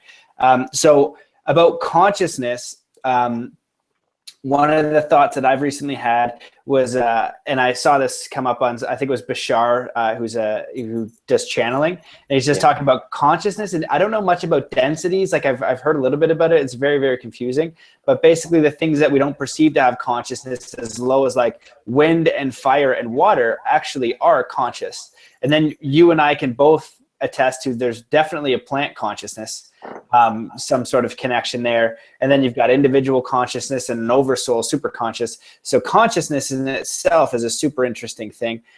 One of the ways that I try to help people understand is like, okay, here's my hand, chop off the hand. Well, I'm not my hand, I'm still Matt. Haha. You know, chop off my legs and arms, as long as I can still live. Well, then I know I'm not my body. So then my thoughts, well, my thoughts keep changing all the time, every second. Some of it's coming in, you know, I'm thinking about a purple elephant. I'm thinking about some sort of random gypsy dancers. I don't know, my mind, you can't trust that thing. So, you know, I don't know where the hell that's coming from. So I'm not that. So am I my past experiences? Well, the only thing that I know are my direct experiences. That's all I know, right? People pretend to know more than they do. They don't know anything. I know I don't know anything. It's like, how do you grow a tree? How do you, you know, like, how do you grow grass? It's like, it's not photosynthesis. Sure, that's a scientific verbiage for some sort of process that happens, but it's beyond anything that we could even imagine. So if I'm not my consciousness or past or experiences, what the hell am I? I don't know. And that's where you can kind of get into these deeper realms. I don't know if I had any follow-up there. Oh yeah, one of the things I also heard was that our heart, the importance of our heart, and yeah, you talked about this, so I thought it was really important, is everything that I've ever read on manifestation says follow your bliss, follow your highest bliss, follow your signal. Your signal is your connection to the creator. Your signal is your connection to God, to source, to whatever you want to call it. And our current, and I think I want to do a podcast with you and another friend on like the current state of God, you know, God and religion, because religion has basically bastardized and screwed up and used for control, you know, a very beautiful thing. So now we have nothing. The kids have nothing. They don't believe in anything. Well, God, you know I'm not going to believe in God when you say he's like the most loving, amazing, awesome guy, but he just, you know, makes people burn in hell for all of eternity just for not believing in him. Like, well, what if you're born in like Egypt? You never heard of the guy, or you're like, you don't, you know, like, come on, you know, you burn it. Even if we were a straight up dick, you know, a week of burning 24 hours a day for a week would suck so much. You know what I mean? Even if you were a dick, you know what I mean? Like, I'm going to set you on fire for a full week. Like, imagine having your whole body on fire for like a minute. That's insane. That's enough punishment, man. Like that'll, you know, you could have done the most atrocious things. You could have been Hitler. And like, you know, I'd be pretty satisfied with like setting him on fire for like, you know, he was a pretty big dick, like a day. But that, I didn't even know, like even in my heart, like that feels like too much, like a whole day of being on fire. Like, go put your hand over the stove, you know, like, so that doesn't make any sense. But so what we've lost is like these teachings of like, like the Buddha and Jesus. And there's a book called The Aquarian Gospel of Jesus the Christ. One of my best friends, Joel, gave me. It's a beautiful book. And it's like Jesus's life, like actually, and he was just going around and like religion and people and just talking the truth. And the truth is unconditional love and allowing people to do their thing. Is like, you know, to the point of like protecting your home. You're allowed to protect your home.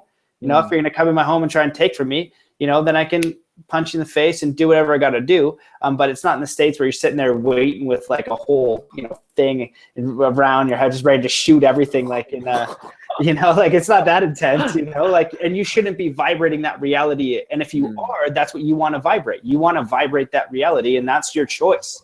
So I won't vibrate my way in there because that's not my choice. And if somehow the universe is like, here's a random circumstance for you to grow a lesson, I'm going to have like love and compassion to the best that I can until that guy is like in my space. And then, you know, Kung Fu moves are coming out and then I'm running away. Like, what is this? So we've lost religion, and because it was supposed to be our bridge to the afterlife. It was supposed to be our bridge to the divine, supposed to be our bridge to God and the universe. And we have that bridge now, and we've lost it. So I think that like that's something that we need to do a whole podcast on. But that connection is within you. You have that, and it's in the silence. Every mystic, every sage, you know, Jesus has said the kingdom of heaven is within. What I have done, all men can do. You know, I came down here to show you, you know, and like, you know, if we had Jesus now, right, and Jesus is going around, he's doing his thing and be like, oh my God, this guy's doing miracles, all that kind of stuff. Whoever's in power, you know, can mess that up really quick, really fast. Because even if I have a direct experience, I say, Sanders, bro, this guy walked on some water, like I saw him heal some dudes. I don't really know, especially back then, you don't know what the hell's going on. So I still don't know what the hell's going on. I'd be like, I don't know if it's a modern David Blaine, you know, I don't know but I just, I don't know. But like he continues to do all this stuff, but whatever his message is, right? So we can learn from these messages, but every single thing is the kingdom of heaven is within. So get yourself with some guided meditations, do what you got to do to get inside, because once you know, you know, and it's really important. And that transcends all this religious baloney where you can now divide and conquer, divide and, you know, smash faces. That's not what it's about. It's about one love. And when you have that connection in you, then you can create. And it is a humbling, and, you know, you're seeing things as magic and synchronous and all this beautiful, amazing stuff because you're creating that and you're noticing that. It has to be like, it has to be synchronous. It's all beautifully orchestrated, but you pay attention to it. You know, all the sages say it's like, you know, there's beauty in a blade of, like the whole universe is in a blade of grass. Like it's just, you know, beauty is sitting still in a park. But we wake up and we're wired to just go for a sprint mentally, and we never pay attention to anything. And then on the mushroom note, I was just recently in Amsterdam where they have a very liberal view on psychedelics. And I went into like their smart shop and they have all of these different plants and like seeds and these different things. And this guy was telling me all of these different ways that you can make all these, like, this is like a natural MDMA. This is like an acid trip, kind of like LSD. This is like ayahuasca. This is like DMT. And it's all plants. It's all plants. So if we're sitting here in like a community of people, and there's like, which we had forever was like ancient shamanism, and you're just sitting and you have the most simple life, but you're connected to nature, you know, nature is showing you what you're connected to. You're not even separate from the plant. You know, that plant has its own journey and its own awareness. So, you know, it's amazing of what's possible through just these simple plants. But in recognizing this young guy, it was like 22 and he looked like a hippie, but you can see in his eyes, like this guy had total peace in his life. Total peace. It is not the external job or whatever that gives you the peace. It's your own understanding. It wasn't him because he's like doing all the psychedelics. Sure, that can be a very useful tool, and that's kind of, you know, something I'd like to touch on, I guess, now is just like we need to reframe what psychedelics are, reframe actual drugs, reframe useful medicine. You know, all of these like mushrooms done right. So, you know, let's just say like a quick guideline, mushrooms when you're 15 or older, you know, I got a kid who's 15, you know, let's say in the future. And, you know, he's stable mind. I've helped him with meditation. You know, he thinks correctly and he's ready. I'm like, hey, here's the mushrooms. I'm going to be right here. You know, he goes through some dark times. It's an amplifier of your mind. So if you are 15 and depressed and hate life and you go to a party with a bunch of drunk people and you do some mushrooms, it is going to magnify that and you will not want to be there. And you're like, this is terrible, because it is magnifying what you have in there. So, but in the right setting with the right intention, you know, it's now breaking this whole program. And that's the beauty of these psychedelics. It can break the whole program that you have set, and it's just a program. Everybody's got a different program. And, you know, we talked about enlightenment. I was just going to say enlightenment is, to me, when you realize, you know, that you are the creator. You take responsibility for everything in your life. You are the creator. Doesn't mean it's easy, and it doesn't mean every day you wake up super stoked. Some days you're pissed off. Some days you want waffles and you can't have any. You know, you're human. But you at least know that you're the creator. Like, you know. So it's just like, okay, mind construct, like, easy now. You know, I can just eat some Rice Krispies or something. You know, so you have this knowing, but it's not like people have this perception of enlightenment as like you pop and then you're like, oh, you're just like hovering around like a yogi, you know what I mean? And just like talking all slow and, you know, just that traditional douche, or like the love guru, you know, like something like that. Like, you know, it's not like that. Like, it's, you know, it's just a higher level of awareness. It's awakening. Like, holy shit, I'm the creator. Holy crap, there's a dimension I don't understand. Now I'm humbled at being human, but that creation is within me. I can take full responsibility for who I am and everything around me, so I can choose to create from my highest bliss. Now I figure out my highest bliss, and that's my signal to the creator, because the creator, God, universe, whatever, wants you to be stoked. It's your best teammate. It wants you. And in that strongest signal, it's going to move mountains to help you do that, whatever it is. But it's going to say, yo, you got to go do it. Yeah, I'm not just going to just, you know, boost you here and give you everything that you want with nothing. You got to prove like this is your journey. This is the video game that you wanted to play, right? You know, that's how I say, it's like, you wanted to play this game, dude. Like, you would have come down and play this game to get the cheat code to just go right to the top. Like, I want to be, you know, a world famous snowboarder. And then boom, you're that, and, you know, you have it. And you're like, oh, damn, that wasn't fun. Like, I didn't have any road trips. I didn't have any like ups and downs. Like, you know, you don't want that. So when I was in Amsterdam, the one thing I decided to take part of was that mushrooms are legal. So oddly enough, you talk about mushrooms, and I've, you know, and with even like psychedelics, like I haven't explored, like I'm 31. I've done mushrooms maybe like 8-10 times, and every time's in ceremony. In hindsight, I'd probably do them more. But each time is with some sort of like experience. So I do the mushrooms, and I'm on my way to the Reich Museum. It's a really long, I don't even know if I'm saying this, it's an amazing museum, but I decide, you know, I got to go to the Van Gogh Museum. And I'm not even big into art, really. Like, you know, I like art. I appreciate art. I understand it to a degree, just like music. I understand it to a degree. But I go in there, and it's supposed to be like an hour and a half is like your long journey. I'm in there for like 3 hours. My friend's supposed to meet me outside. I was like, you got to give me more time. I hadn't even made it to the top floor. And I just stayed in front of these paintings. And oh my God. So, I didn't do a ton of mushrooms. I just did enough. And I'm able to go like soberize and look at the difference between, I was like, this is sober painting. I was like, holy shit. His whole thing was to express what we're talking about, the life. Like he liked to paint, just simple villagers. He said, like universe is in the average person, and bring out their life essence. And like, this is enough. Like farming is enough. Like all of the beauty of creation is just in farming, is just around the table, is just in this portrait. Like this is everything. And that's why he was, super intense guy, but he's also a psychedelic explorer, also did some other things. But that's kind of like, the passionate creator. And he's like, I have to be able to bring out what you and I are talking about, because words, we're trying here, they don't do it. Art does it better. Even one of his things he said, he's like, some people, are spiritual and try to describe God in words, which might be my method right now. It's like, some do it in art. And I was like, holy shit, I get you. You know what I mean? And that's what he was trying to do. And that's why he's so intense. So these pictures of these people, man, like soberized, like it's multidimensional, like the way he painted, like I get it now. You look at it on the computer, you can't, I was like, yeah, nice painting. I was like, it's cool. Like the Starry Night is super cool. But like when you see the paint and you see how he was able to manipulate the color to make it multidimensional sober. So then I would go mushroomize, and it would just like pull me in and like just bring me right into the space and time, make me question space and time, time and space, plopping into that reality, feeling this person's essence so deeply, and just each one just like absolute pure mother effing magic. And one of the other thoughts that I had when I was there, because mushrooms will expand your awareness, and you think different things, and you connect some things together that might be there, that might not, but they're probably there.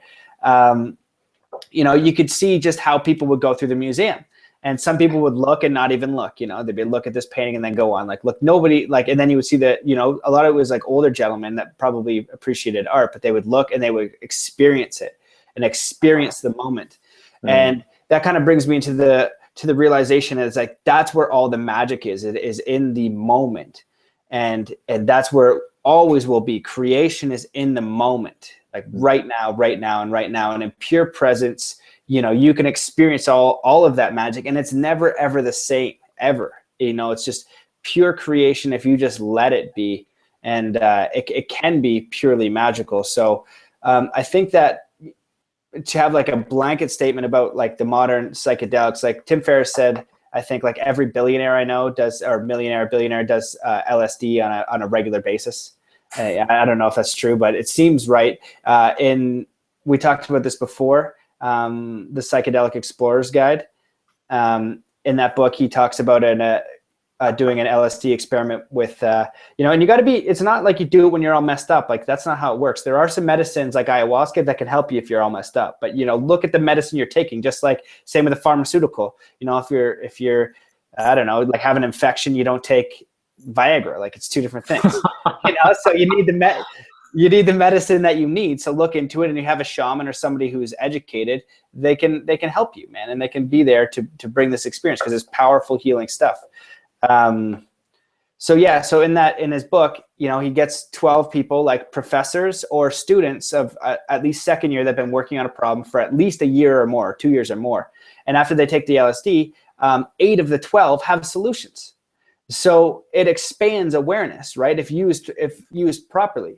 So now if we can look at, and this is why it's kind of like dumbed down in society, because it breaks all those mental chains that they've taken years and years and years to instill in you. And then you're afraid of this thing. No. Because what'll happen? Exactly.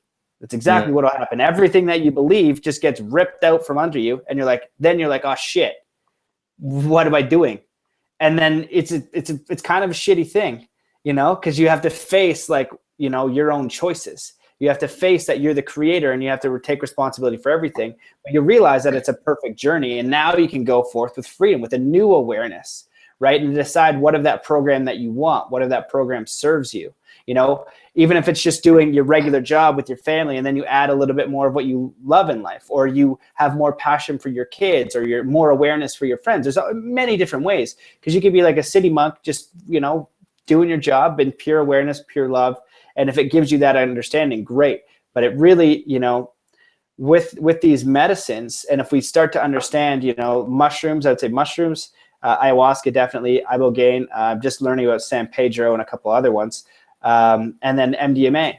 Again, MDMA, they're now doing it with therapy, but it's just an expression so you can kind of break your program and then look back in. So if we had a culture that did it responsibly, if we had people going around like modern shamans or whatever, just say, hey, like this is the thing, let's respect it and let's go in with an intention, right? I remember the first time I did mushrooms, it was to party, party. And I was like, holy sweet mother God, like, what is this? Next time I did it, I made sure my ass was in nature. And that's the only place I ever wanted to be. I was like, this is for nature. Like, I didn't really know what the hell I was doing. So they can be very, very powerful, conscious medicines. And so I guess I have some questions here. That was a good rant. So that's what I wanted to say about that, because I want to touch on that. But, just enlightenment. So let's say someone is like, and I kind of saw this visual the other day, because if I'm Pollyanna, the complete opposite is depression. And I have been depressed before. Depression is when, to me, I saw it like you're under 6 feet of dirt and it is so dark. And you see some asshole like me with a beard telling you how everything is wonderful. This bearded dick is telling me how everything is wonderful and I am connected to everything. Little does he know, my wife just let me, you know what I mean? I got a bum knee, all this stuff. And they're under it. And I feel you, man. That sucks ass. And I don't want to be there. What do you think? How can we help people to get from like that underspace? Because that underspace really does suck.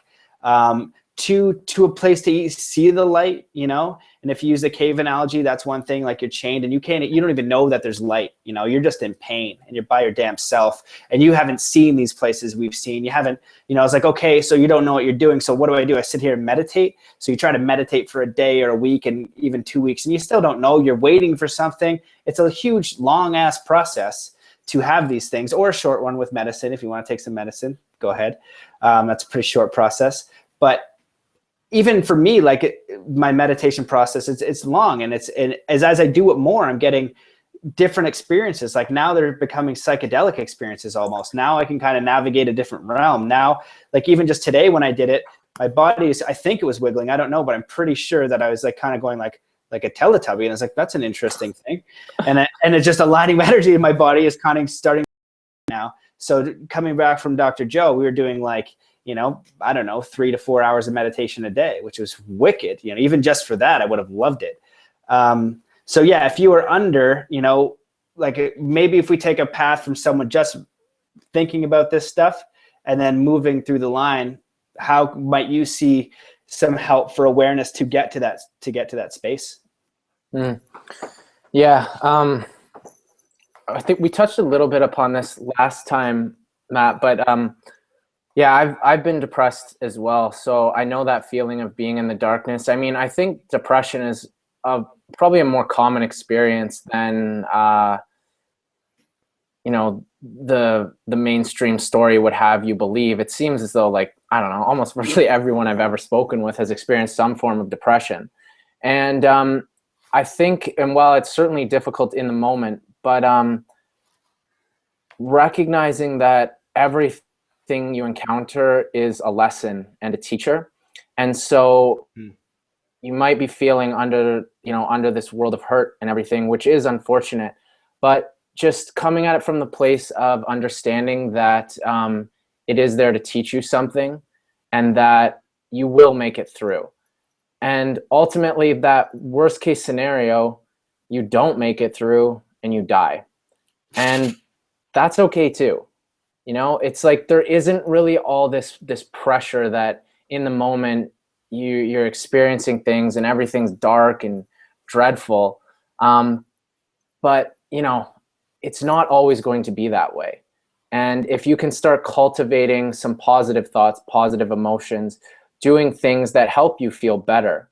And if you're in that dark state and like playing a sport makes you feel better, like if you really enjoy basketball, like just take some time and play as much basketball as you can to help you feel better. And as you're saying, like I obviously recommend meditation. If it's a struggle for you, if you don't know what meditation is, if you don't like have any idea, go onto Deepak Chopra's website and get some guided meditations, or sit and listen to your favorite music in the world with your eyes closed and just let it take you. Stop, just try to sort of stop thinking, or not even actively stop thinking, just observe your thinking. Observe the thoughts that are flowing through your head. And it might be, oh fuck, like I'm not in a good place right now. But rather than attach yourself to it and be like, oh crap, and then like feel the anxiety of that, just watch that thought float by and just be like, okay, yeah, I'm financially struggling right now, but okay, I guess, yeah, that just exists. And then another thought flows in. It's like, oh, I'm not in shape right now, or I'm not healthy. And it's like, okay, yeah. And like, you could attach to that, or you could just be like, yeah, that's just a thought too. And then you just watch these things float by. And I think if you watch enough of these thoughts pass by as though they're clouds floating through a sky, it's almost as though you're just being entertained in that moment and you're observing these things floating by. And then you can start connecting with your true essence and this void that you've alluded to previously, Matt, and just the feeling of stillness, and that there really isn't any obligation for you to do anything specifically. You have freedom to do whatever it is that you want. And if you can tap into that feeling, then I think you're going to recognize your divinity, your creative power, and you can start to move forward from that place. And in terms of feeling depressed, I think a very simple goal that one can have is to just try to feel a little bit better each and every day. So you don't need to set the goal that tomorrow I'm snapped out of my depression and everything is rainbows and unicorns. It might not be. You might need to just take some time and build on that. So you can do a very simple thing. And it's like when you go to bed each night, meditate on what you're grateful for. And you could meditate on 5 things, let's say. And you pick those 5 things and just spend a considerable amount of time. For me, a nice duration for a meditation is 20 minutes. It doesn't take too long. You can fit it into your day. So before you go to bed, spend 20 minutes reflecting on 5 things you're really grateful for. And then as soon as you wake up in the morning, whether that's through alarm clock or just naturally opening your eyes, just say, today is going to be a great day. Make that your first thought the moment you wake up. First thought the moment you wake up is, today is going to be a great day. And then you can do that meditation again that you just did the night prior and focus on 5 things that you're grateful for. Spend maybe 20 minutes and just really reflect on those. And then, so now let's say today's Monday, you feel a little bit better than you did on Sunday. And then just keep repeating that and going over and over and congratulating yourself, celebrating the fact that you do feel a little bit better, that you are doing more and more things that you love. If you're that basketball player, you're playing more basketball. If you like writing, you're writing more. And then, you start cultivating this life that is full of your enjoyment. And then this notion of what, over time, and it's not necessarily going to happen overnight, but over time, you're going to be building this wonderful reality, doing the things you love all the time. And then hopefully doing those things you love will also manifest into the financial abundance that you were initially concerned with. But even if it doesn't necessarily manifest into the financial abundance and you still have to work a job that isn't your favorite thing, at least your life is now filled with more joy and more love and involves the things that you truly do enjoy doing. And you can just keep and continue on this path, and it could be a steady stair climb. It's not necessarily a teleportation, but as you start climbing this staircase and you're going up and up and up and you're feeling better and better and better, and then that notion of health you had earlier, that's transcending too, because you are healthier, because your mental health is a massive component of your health. And then maybe with that mental health, you're gonna be like, yeah, and you've been playing all this basketball, for example, you start to become physically healthier, or you make that decision like, yeah, I wanna exercise more, I wanna get more into movement, and whether that's dance or weightlifting or gymnastics or parkour or whatever it is that you like doing, yoga, like you can start doing those things, and now you're bringing even more love, more light into your life. And again, any time that a dark experience or scenario jumps into your life, recognize it as the teacher it is. And rather than letting it derail you from this ascension that you're embarking upon, just see it as the teacher as you continue climbing the staircase. And maybe you have to take a pause on a step because whatever it is that's being thrown at you is traumatic. Like maybe someone close to you gets hurt or whatever it is. And you can acknowledge that and be with it, but recognize that that traumatic, that dark moment isn't all of reality. There is more to it than just that dark moment, and that you will get past it, you will navigate beyond it, and you will come into a lighter point, and that you wouldn't be experiencing this darkness if you couldn't handle it. Because everything that's thrown at you, you can handle. Your whole life up to this point is evidence for that fact. You've handled it, and you're now where you are, and you've continued on, and you've persisted, you've subsisted, you've survived. And now it's just a matter of transcending beyond the survival into thrival. So instead of surviving, you're thriving. And I don't even know if thrival is a word, but I'm going to use it. I love it. And so you're thriving. And it's this steady climb. So I think sometimes with depression, in my experience of it, in the people who've been close to me, is like this attachment to the idea that there needs to be an immediate fix, an immediate cure.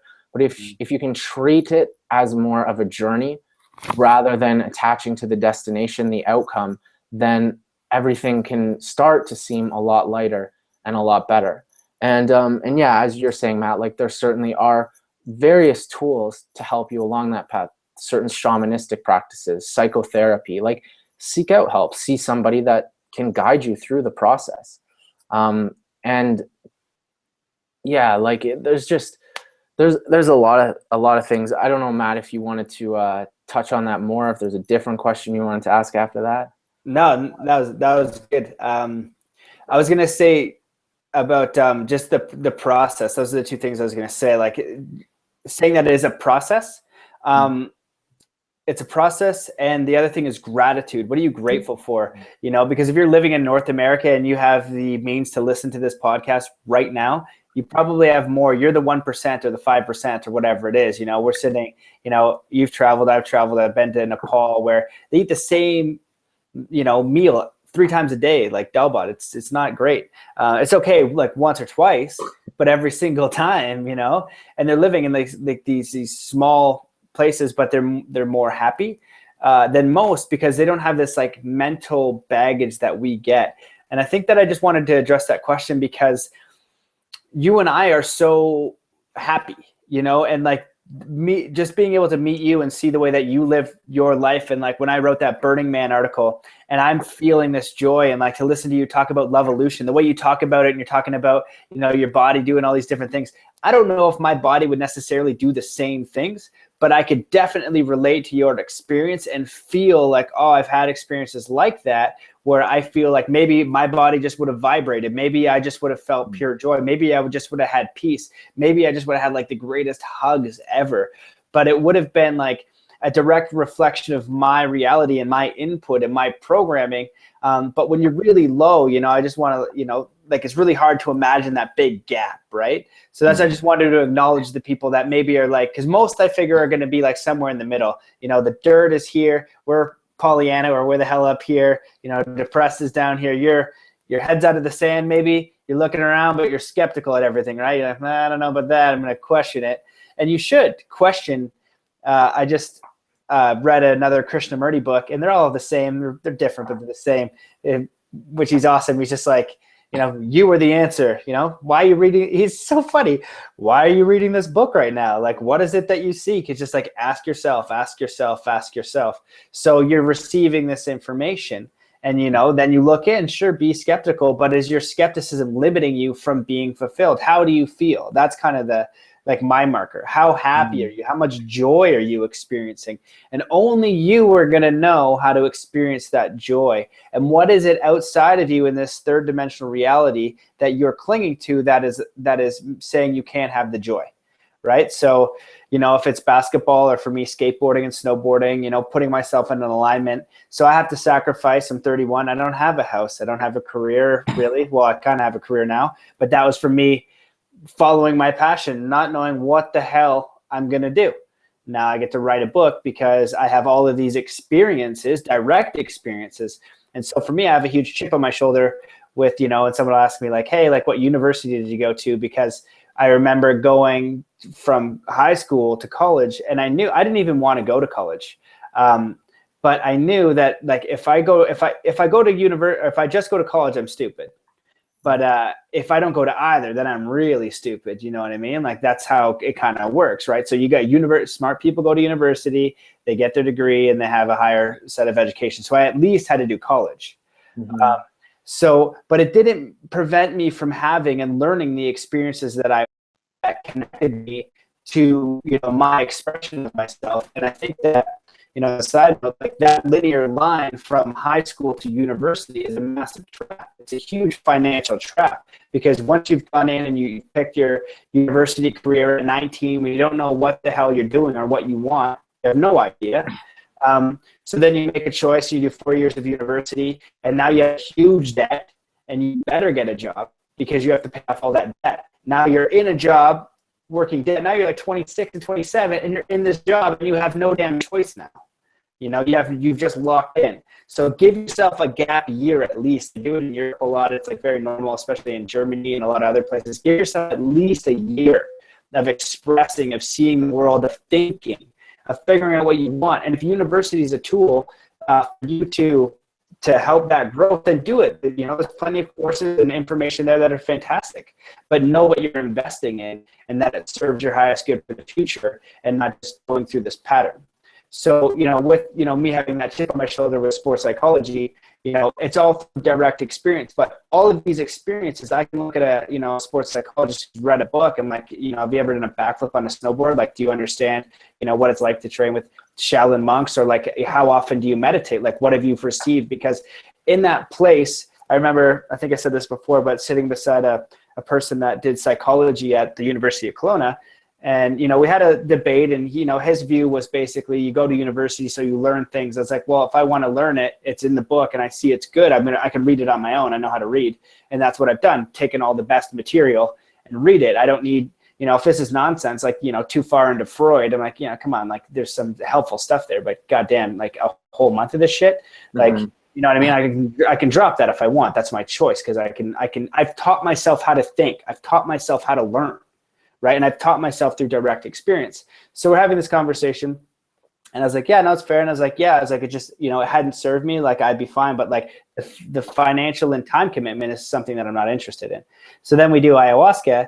And then I was like, what do you think about that? And he's just like, I have no idea. And I was like, there you go. Like there's something that, that space transcends, it gives you the Rubik's Cube problem. So, I know like Tim Ferriss has seen it with, the way his podcast is kind of changing, because he's very practical, analytical, pragmatic, super smart guy.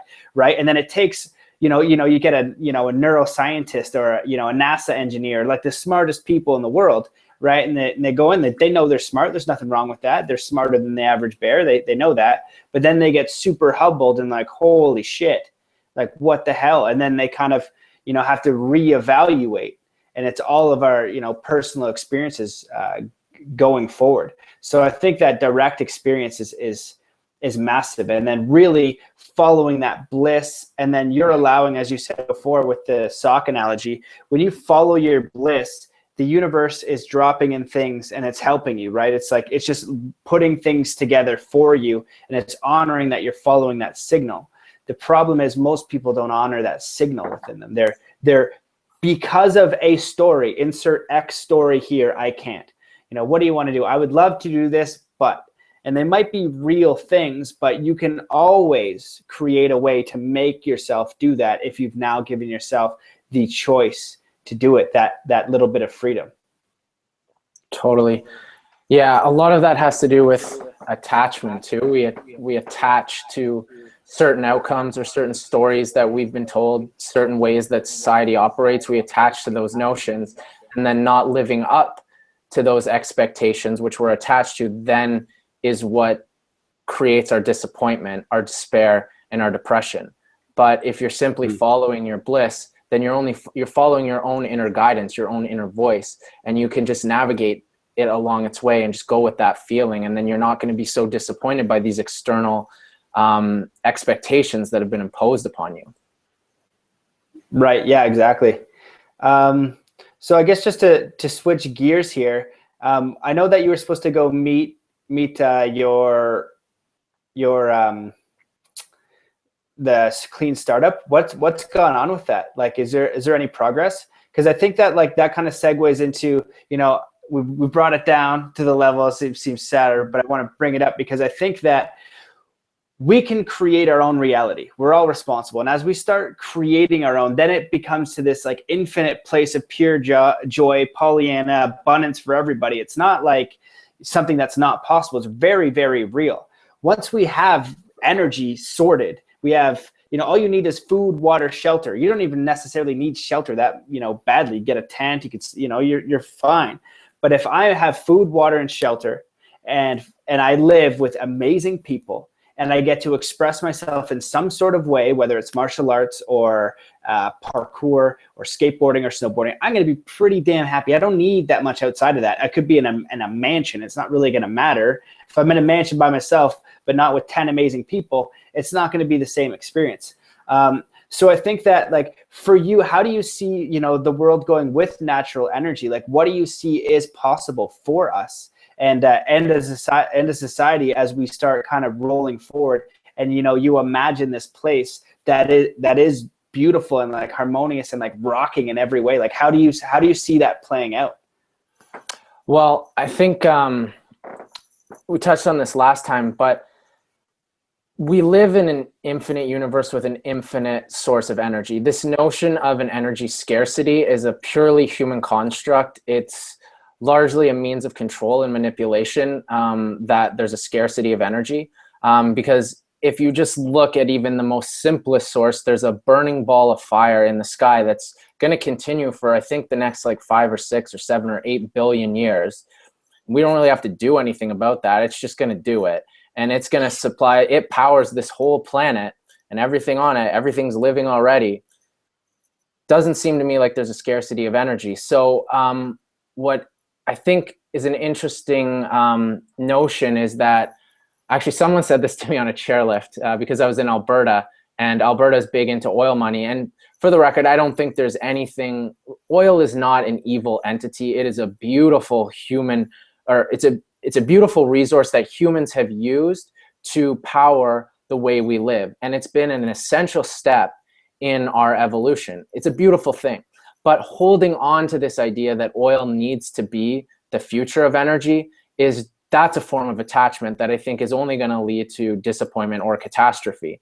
And there's a problem when oil companies perceive themselves as just that, as just oil companies. Whereas if an oil company can perceive itself as an energy company, then oil is all of a sudden, it's not that important, So my understanding is that oil is a finite resource, and that is the mainstream doctrine, that oil is a finite resource. And so that's what I believe. And so, we're going to have to evolve past oil, which we are doing, and technologies are being developed and have been developed over the last like 40 to 50 years. I mean, people have been working on this even longer to create free energy. And we're seeing it pop up in different parts of the world. And the truth is that people in the past have been killed or silenced over these technologies because there have been certain parties that have been making extreme amounts of money and have developed an incredible amount of control by owning these technologies, and it makes sense from a human perspective. Greed exists and people want power, and they become scared of the idea of not having it. But the wonderful thing about this day and age is with the dissemination of information and the way things are spreading and the way humans evolve, and whether or not you agree with this or not, but there seems to be a collective consciousness in that humans arrive at particular, let's say, advancements or conclusions simultaneously around the globe. So I think, Matt, you brought this up last time, but the idea of the marathon runner, or sorry, the mile runner, how no one in the world could ever run a mile in less than in less than 4 minutes. And that was deemed physically impossible by everyone around the globe. Human being cannot run a mile in under 4 minutes. And then Roger Bannister broke that record in the 60s. He ran it in like 3 minutes and 59 seconds. And then 2 months later, 2 more guys ran it in less than 4 minutes. And then after that, now all high school track athletes are running a mile in less than 4 minutes. So this notion that free energy isn't possible, sure, maybe it hadn't been up until a point, even though obviously it has been because the sun's powering the whole thing anyway. But in terms of humans creating it, maybe it hasn't been. But by no means does what has happened in the past is it indicative about what can happen in the future, or at least conclusive about what can happen in the future. Because if it was, then every economist, every single person in the world could just predict the future, and they could bet all their money on it, and they would get rich that way. But clearly there are things happening that we don't understand, and the past is not necessarily evidence for what will happen in the future. So yes, technologies exist that we can have clean, indefinite energy. And the way, I mean, with our company, with Sun Moon Energy, right now we're in investment rounds, and we're speaking with investors about raising the funds to bring our developed technologies, our prototypes, to commercialization. So that's been a really, it's been an incredible journey. It certainly hasn't been the linear path to manifestation that so many of us would like. And obviously we're all learning our own lessons. So I've manifested a wonderful life in so many aspects, and yet haven't got these technologies to commercialization just yet. But I also see this holistic aspect occurring, this holistic journey that's occurring, where all these connections we're making over, you know, because I joined the company about 21 months ago, and I thought, like, we were over in Korea 2 weeks after I joined. I thought within 3 weeks of me joining this company, like, free energy everywhere. And that's not necessarily the case, because we live in a three-dimensional reality. We have to get the funding to then make this prototype a large scale so that we can validate the claims that we're making, which work on a small level, so that they work on a larger level, etc., and then bring it all to market. But now, slowly but surely, all of these efforts that we've been making, it's like that staircase I was describing. Like, we are climbing the steps, it's just one at a time, and we're not teleporting, and all the connections we're making are worthwhile. So I'm confident that what we're doing will be delivered to the market in the next 2 years. It will be public, and which will be amazing. And I'd also like to say that I don't think we're the only people working on it. I think perhaps we're the only ones who have these particular technologies, but that there are so many different ways to achieve free energy, whether it's through plasma or magnets or wind or solar. Like, there's so many different ways. Some are more efficient than others, but I think I've probably encountered like 40 different theories of it. And of course, it's a matter of applying these things into physical reality. But the notion that it's impossible is just one that everyone should let go of, because if we can all let go of that, then the inevitable thing that will occur is that we will create it collectively. So yeah, once, you know, and it might not be this instantaneous thing where everyone has free energy immediately, but, you know, we issue a pilot project of, let's say, 70,000 homes in a particular area, and then it's like, whoa, okay, this stuff works. How do we get this out to as many people as possible?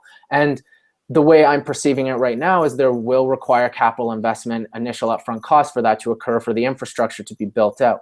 But then over time, and as this evolves, there should be free energy everywhere. And at that point, if there's free energy, we can be having a decreasing price model so that people are paying less, and eventually, I hope, free. So free energy is truly free and clean, because if it's all there and the energy is generating itself indefinitely, what the hell do we need to make money for? Because we've got the source that we need. We've harnessed that ball in the fire to then, or that ball of fire in the sky to then translate into powering our lifestyles and all the devices that we use.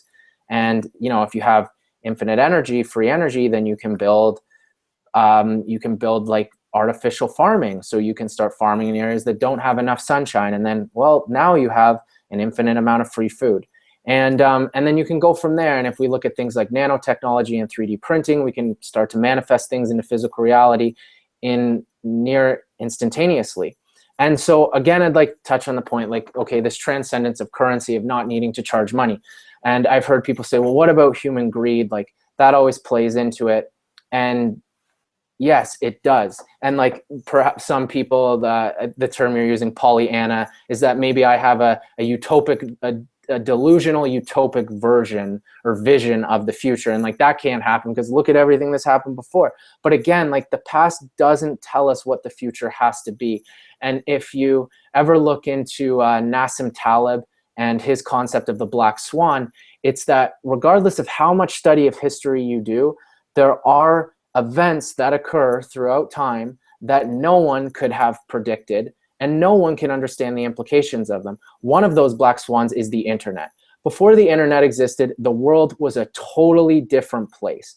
there were certain entities that controlled the dissemination of information. Like, you know, you had your CBS and your ABC and your NBC or whatever. They told you what truth was. They told you what the news was. And there really wasn't that many means to find out otherwise. You could look at maybe some other newspaper from somewhere, but like there was very few sources. And now all of us can connect peer to peer. We can share our direct experiences, our individual stories. We can talk about, oh, hey, what's happening over in the Middle East? What my experience of it is a lot different than what you're hearing about on CNN. Why don't you check this out? Maybe look at it. Go on Reddit. Millions of links to different stories that you're likely not hearing in the mainstream media. So the way we can all communicate instantaneously, the way we can work together communally has radically transcended since the invention of the internet. And nobody could have predicted the implications of the internet because they're just too far reaching and profound for the mind prior to existing in that time to understand. And that's similar to what will happen in the future, because we always, I think anyway, it seems as though humans tend to think that they know everything and, you know, oh, we've learned from those mistakes and so that this is how it'll be in the future. But that's not necessarily the case. Like if you just consider all of scientific theory, I think if you extrapolate on a long enough timeline, every single scientific theory will be proven incorrect. And because that's what they are, they're theories. So everything we've ever known has been proven to be wrong. And we are such a minuscule entity on this like infinite time scale. So to think that we couldn't attain a utopic version where we don't need money and where there is free energy is like, it's just very egocentric in thinking that that humanity is the be all and end all of the whole universe. Because I mean, modern day civilization has only really existed for like 10,000 years since the advent of agriculture. So you're saying that just because in 10,000 years we haven't figured out how to live with free energy, that we can never do that? I disagree. And I think a lot of people disagree with that as well and are working towards these more beautiful versions of the future. And then, I don't know if we talked about this last time, Matt, but then the idea of once you reach these states where everything is infinitely abundant, then creating the simulation so that you can experience scarcity. Which I think is largely what you're talking about. And you made a video game analogy or a simulation theory analogy, is that, so let's say we live in a world where there is infinite energy and where there is infinite food and where we can manifest anything into 3D reality using 3D printing and nanotechnology. Well, then there's really nothing to want for. We exist harmoniously, and then we're sort of in this Zen, creative, magical state.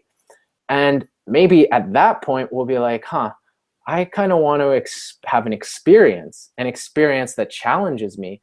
And so we create a simulation of experiencing scarcity. And let's say it's virtual reality. So we go in and we mimic the experience of being lit on fire, one that you mentioned earlier. And like we experience that, but we know we're in a simulation. So it's like, okay, I'm going to go and experience fire and like, oh, that's horrible, but I know I can step out of it.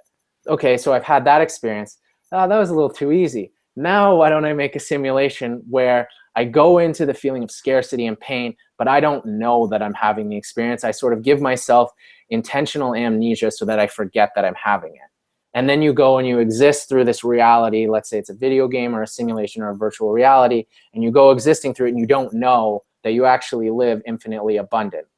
Well, then obviously this analogy begs the question are we already living in this simulation? And I think the answer is yes, because as the universe, we don't just live in the universe, we are the universe. So we created all of this and we're having an experience. And that's why we're having the experience, is simply to experience. And you know, you can look at the concept of like the singularity. So let's say the Big Bang. And if everything was at one point together, as scientists theorize, which is still a concept that it is hard for my rational, logical, any mind to understand, but everything is at one. So it's like this Zen state. There's nothing to want for. It's pure peace.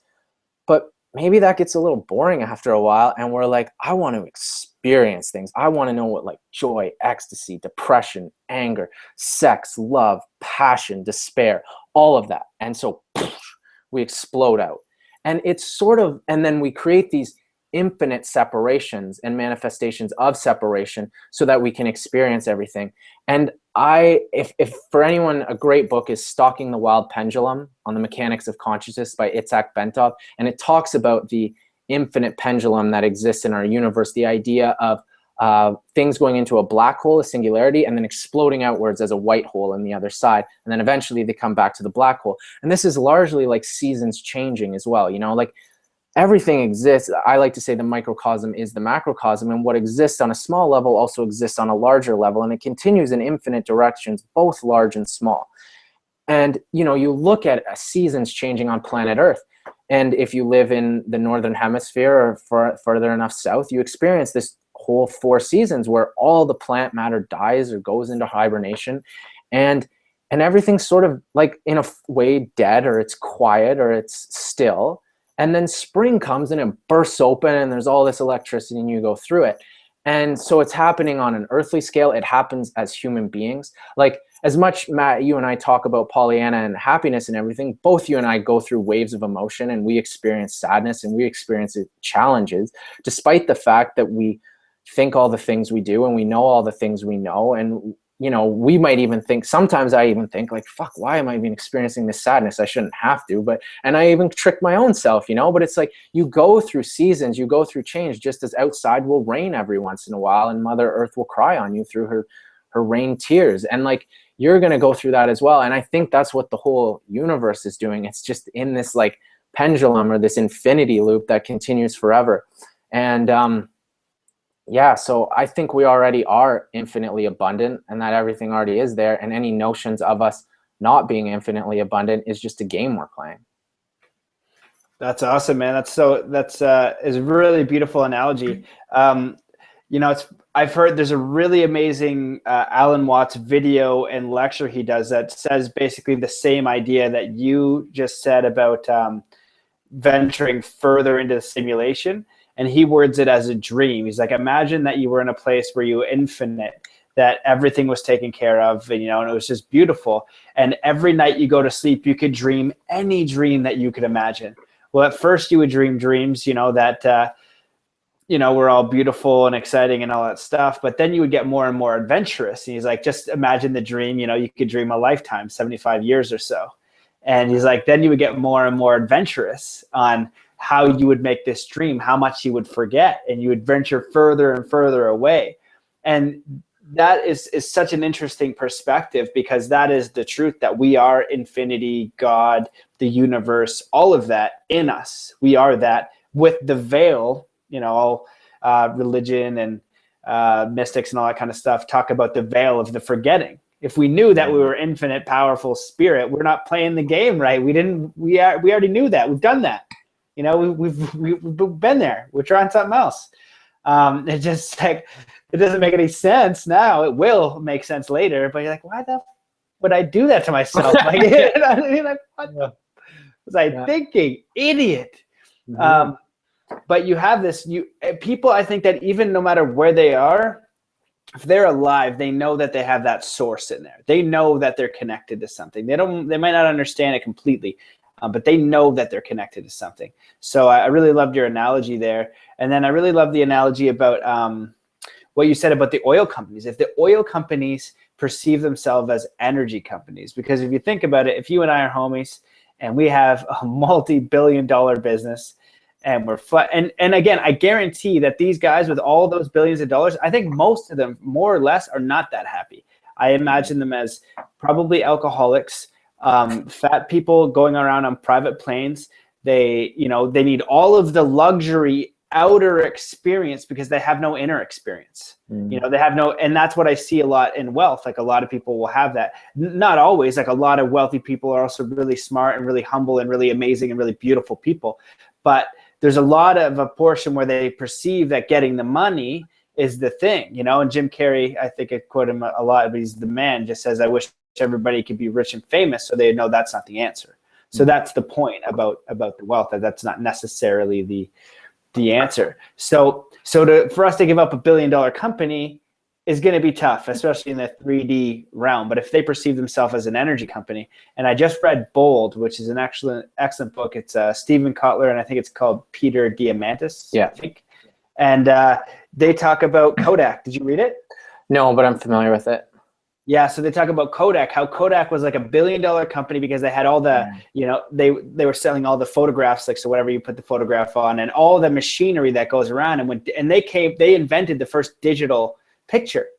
Like they were able to capture digital, but they're like, what the hell are we going to use this for? And then they suppressed it, and then they didn't use it, and then a few years later, their whole company just goes to crap, and now they have no market when really they were the leaders in that technology because they had everything from previous, but they tried to hold on to an old paradigm that was done.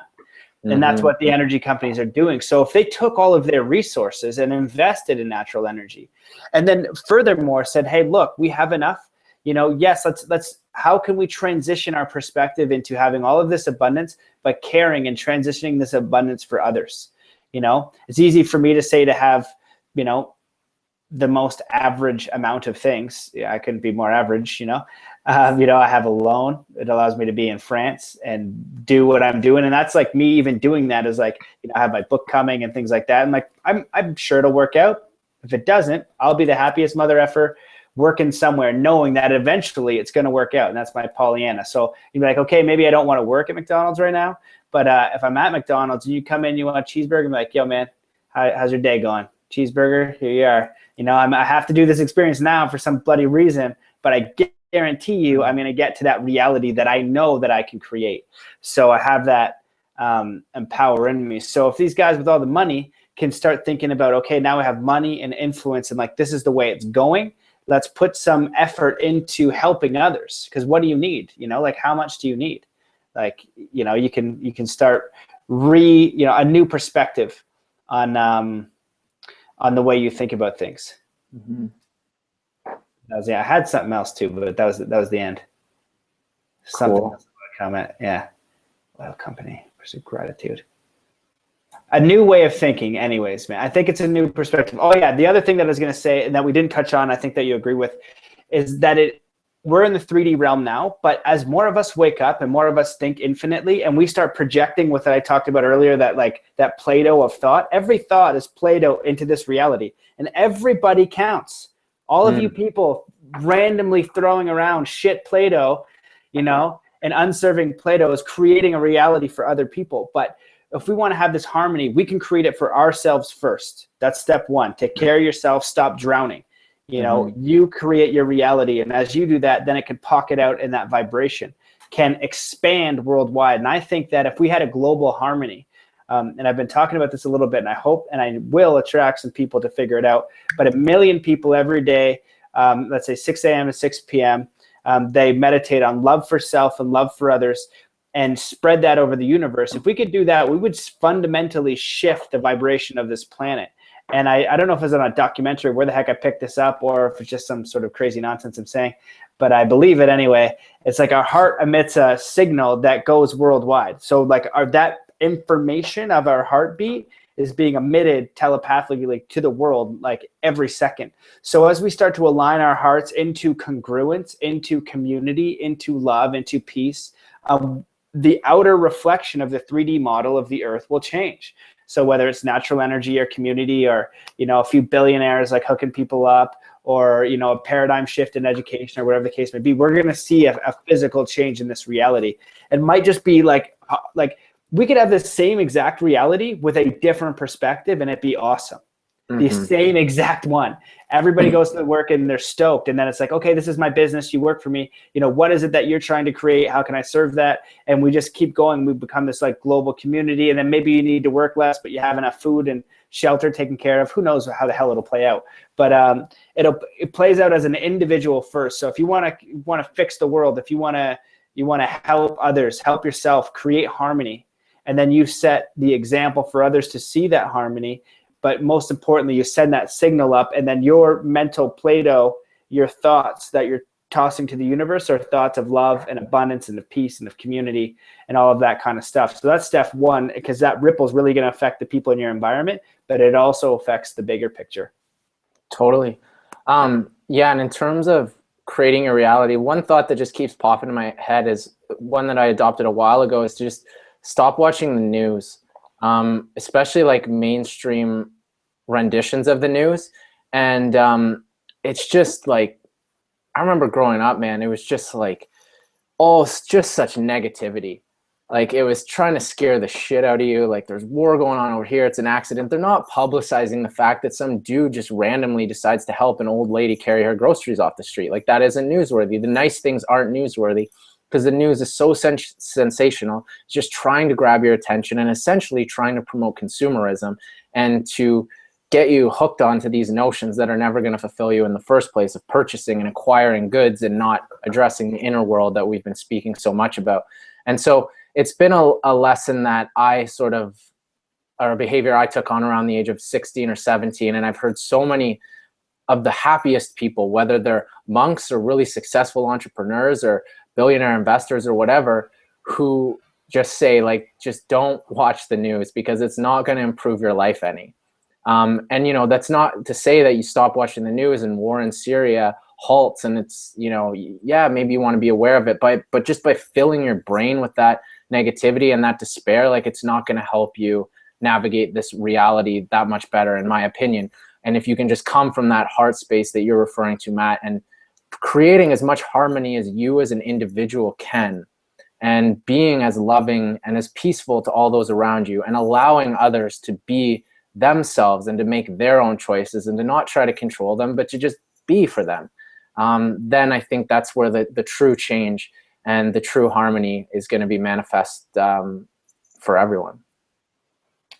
Yeah, man, that's an excellent point. I actually posted on my Instagram there the other day something about the news. And in Buddhism, they call it about mental nutriments. So in the same way, like let's say you watch a horror film all the time, that's going in. So as it goes in, let's say, okay, so we'll draw an imaginary line, like the movie's coming in, the news is coming, it's hitting me. My brain is processing all that. And then so in order for me to process it, I have to create all these chemicals, these neurological things, and then my body vibrates a certain way. If you show me a cat being murdered, it's going to be a different like mental process than like an old lady having a hug, you know what I mean? Or going to like, you know, the film of a Lovolution, because, you know, so that's a mental, and it's definitely 100% affecting you and how you think and how you vibrate. So in Buddhism, they call it mental nutriment. So it's such a super valid point. And, you know, I studied for myself, you know, at 15, I was curious, like how we still had war, all that stuff. And I was always curious about the power of the mind. So NLP, mass manipulation, all that kind of stuff. And one of the sad points for me was realizing how easy it is to manipulate a mass group of people, and the beauty of the internet. Because like if you have one news source and we're looking at this tube that's telling us information, and so like we got Canada and the States, but let's say you're in the States and it's like, you know, whatever they want to put through that tube, you perceive as truth. And who are you going to go else to find that truth if it's not real? You know what I mean? There's nowhere you can find it. So you're going to believe it because everyone else is believing it, and you don't want to be the outsider. I was always, you know, kind of the outsider, and still kind of am with a lot of stuff that I believe.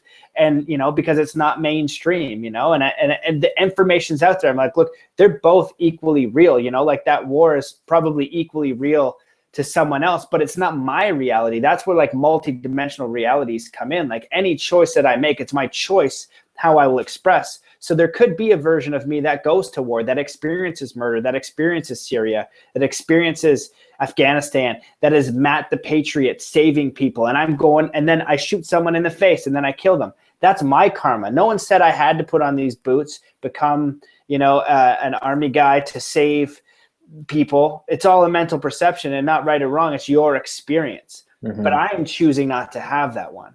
And my choice, shooting someone in the face, is not something that I want to deal with, you know, like it's intense.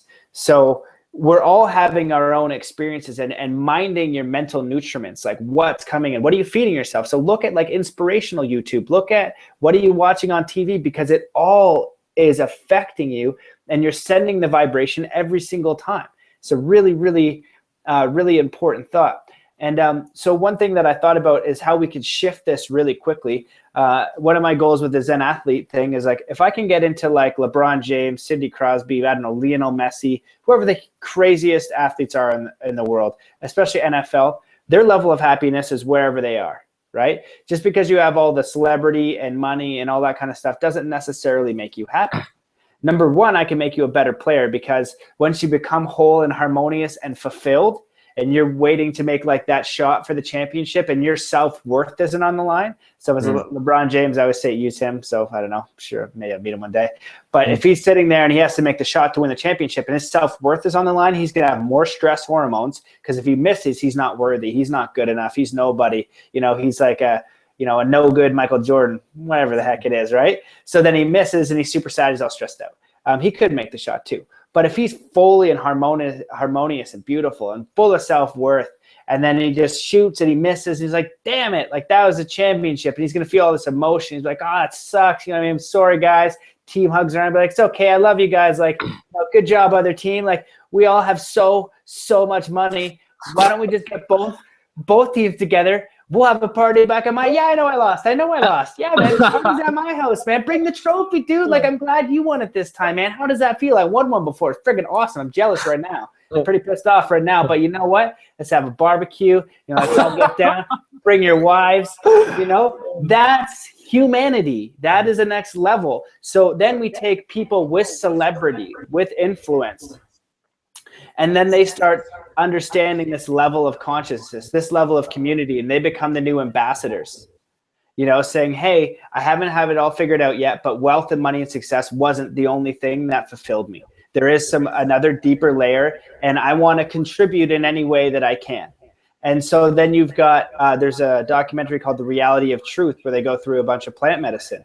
And you've got famous producer, and you've got the girl that was in the Fast and the Furious. And so now they're people of fame and, lots and lots and lots of followers. So we get those people with influence. And that's where like kind of the whole like Illuminati type stuff or like persuasion, because media and what we're getting fed is a massive, hypnotic system.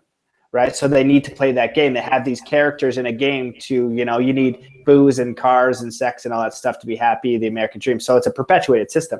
But the more of those people in that industry that wake up and say, holy smokes, if I could use my influence for good, if I could just encourage people a little bit, with my ignorance, just saying, hey, like this isn't the whole thing.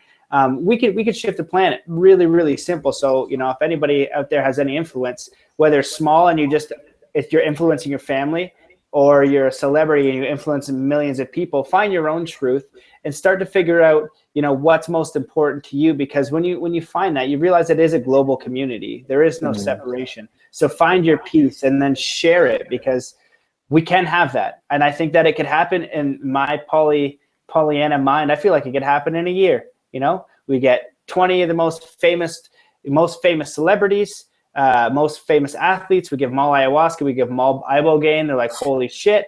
We have like spiritual healers in there. We get, all the super developed people, amazing leaders, spiritual teachers, coaches. They give them the self-development course. We bring them to a Levolution. They get tons of hugs. They're like, what the hell is going on? Be like, now use all of that information and spread it as wide as you can. And then so what do we do from there? And it changes. That's influencing the planet, 6 billion people easily. So I don't know. Let's do that. It's all possible. Yeah, let's do that. Yeah. Oh, I love it, man. Well, my friend, I think that was enough for this one. I don't know do you have anything that you wanted to add? No, this is great, man. It's fantastic. Yeah, if anyone wants to find me, my website's michaelsanders.co. You can find all my contact info and a lot of cool stories on there as well. And yeah, dude, it's been an absolute pleasure talking with you. Awesome, man. Yeah, thanks for doing that work for me. Yeah, definitely go check out Michael's words. All of his, everything that you post is super valuable and really awesome. If you're in the Toronto area, when's the next Levolution coming out? What do you got planned? Well, we're having it's not an official Levolution, but we are having a cool party March 18th at Cabal in Toronto. Justin's going to be DJing Atish, who's he's an incredible DJ as well. And then another guy named Mayaji, who I'm not too familiar with, but I've been just hearing the most amazing things. So that would be a cool place to just hear some of Justin's music, for example, and some of the stuff we're up to. And then we'll be releasing details soon about what we're planning for the rest of this year. Nice, man. Well, yeah, I'm going to be back in Toronto, I think in May. So I hope to participate and help and just whatever, just even if I get to go to it, it's awesome. But if you get an opportunity, definitely go check out Michael's work because it's all amazing stuff. My friend, thank you so much for coming on and sharing your wisdom and having a beautiful two-way conversation with me. I'm sure that we'll have more because it's just too good to limit them, my friend. But thank you so much for who you are, your work, how much love you spread, man. You're an inspiration to me and a lot of people. So I love you so much, and thanks for coming on. Thanks, brother. I love you too. Well, okay. So everyone watching, thanks so much. We hope you learned a lot. If you like this, hit subscribe, add some comments below. If you think we're crazy, you have some questions, I will respond within reason. If you're a total wiener, I might not respond, but if you have a real question, I'd be happy to hook you up. So love you all. Thanks for watching, and we'll see you next time. Peace.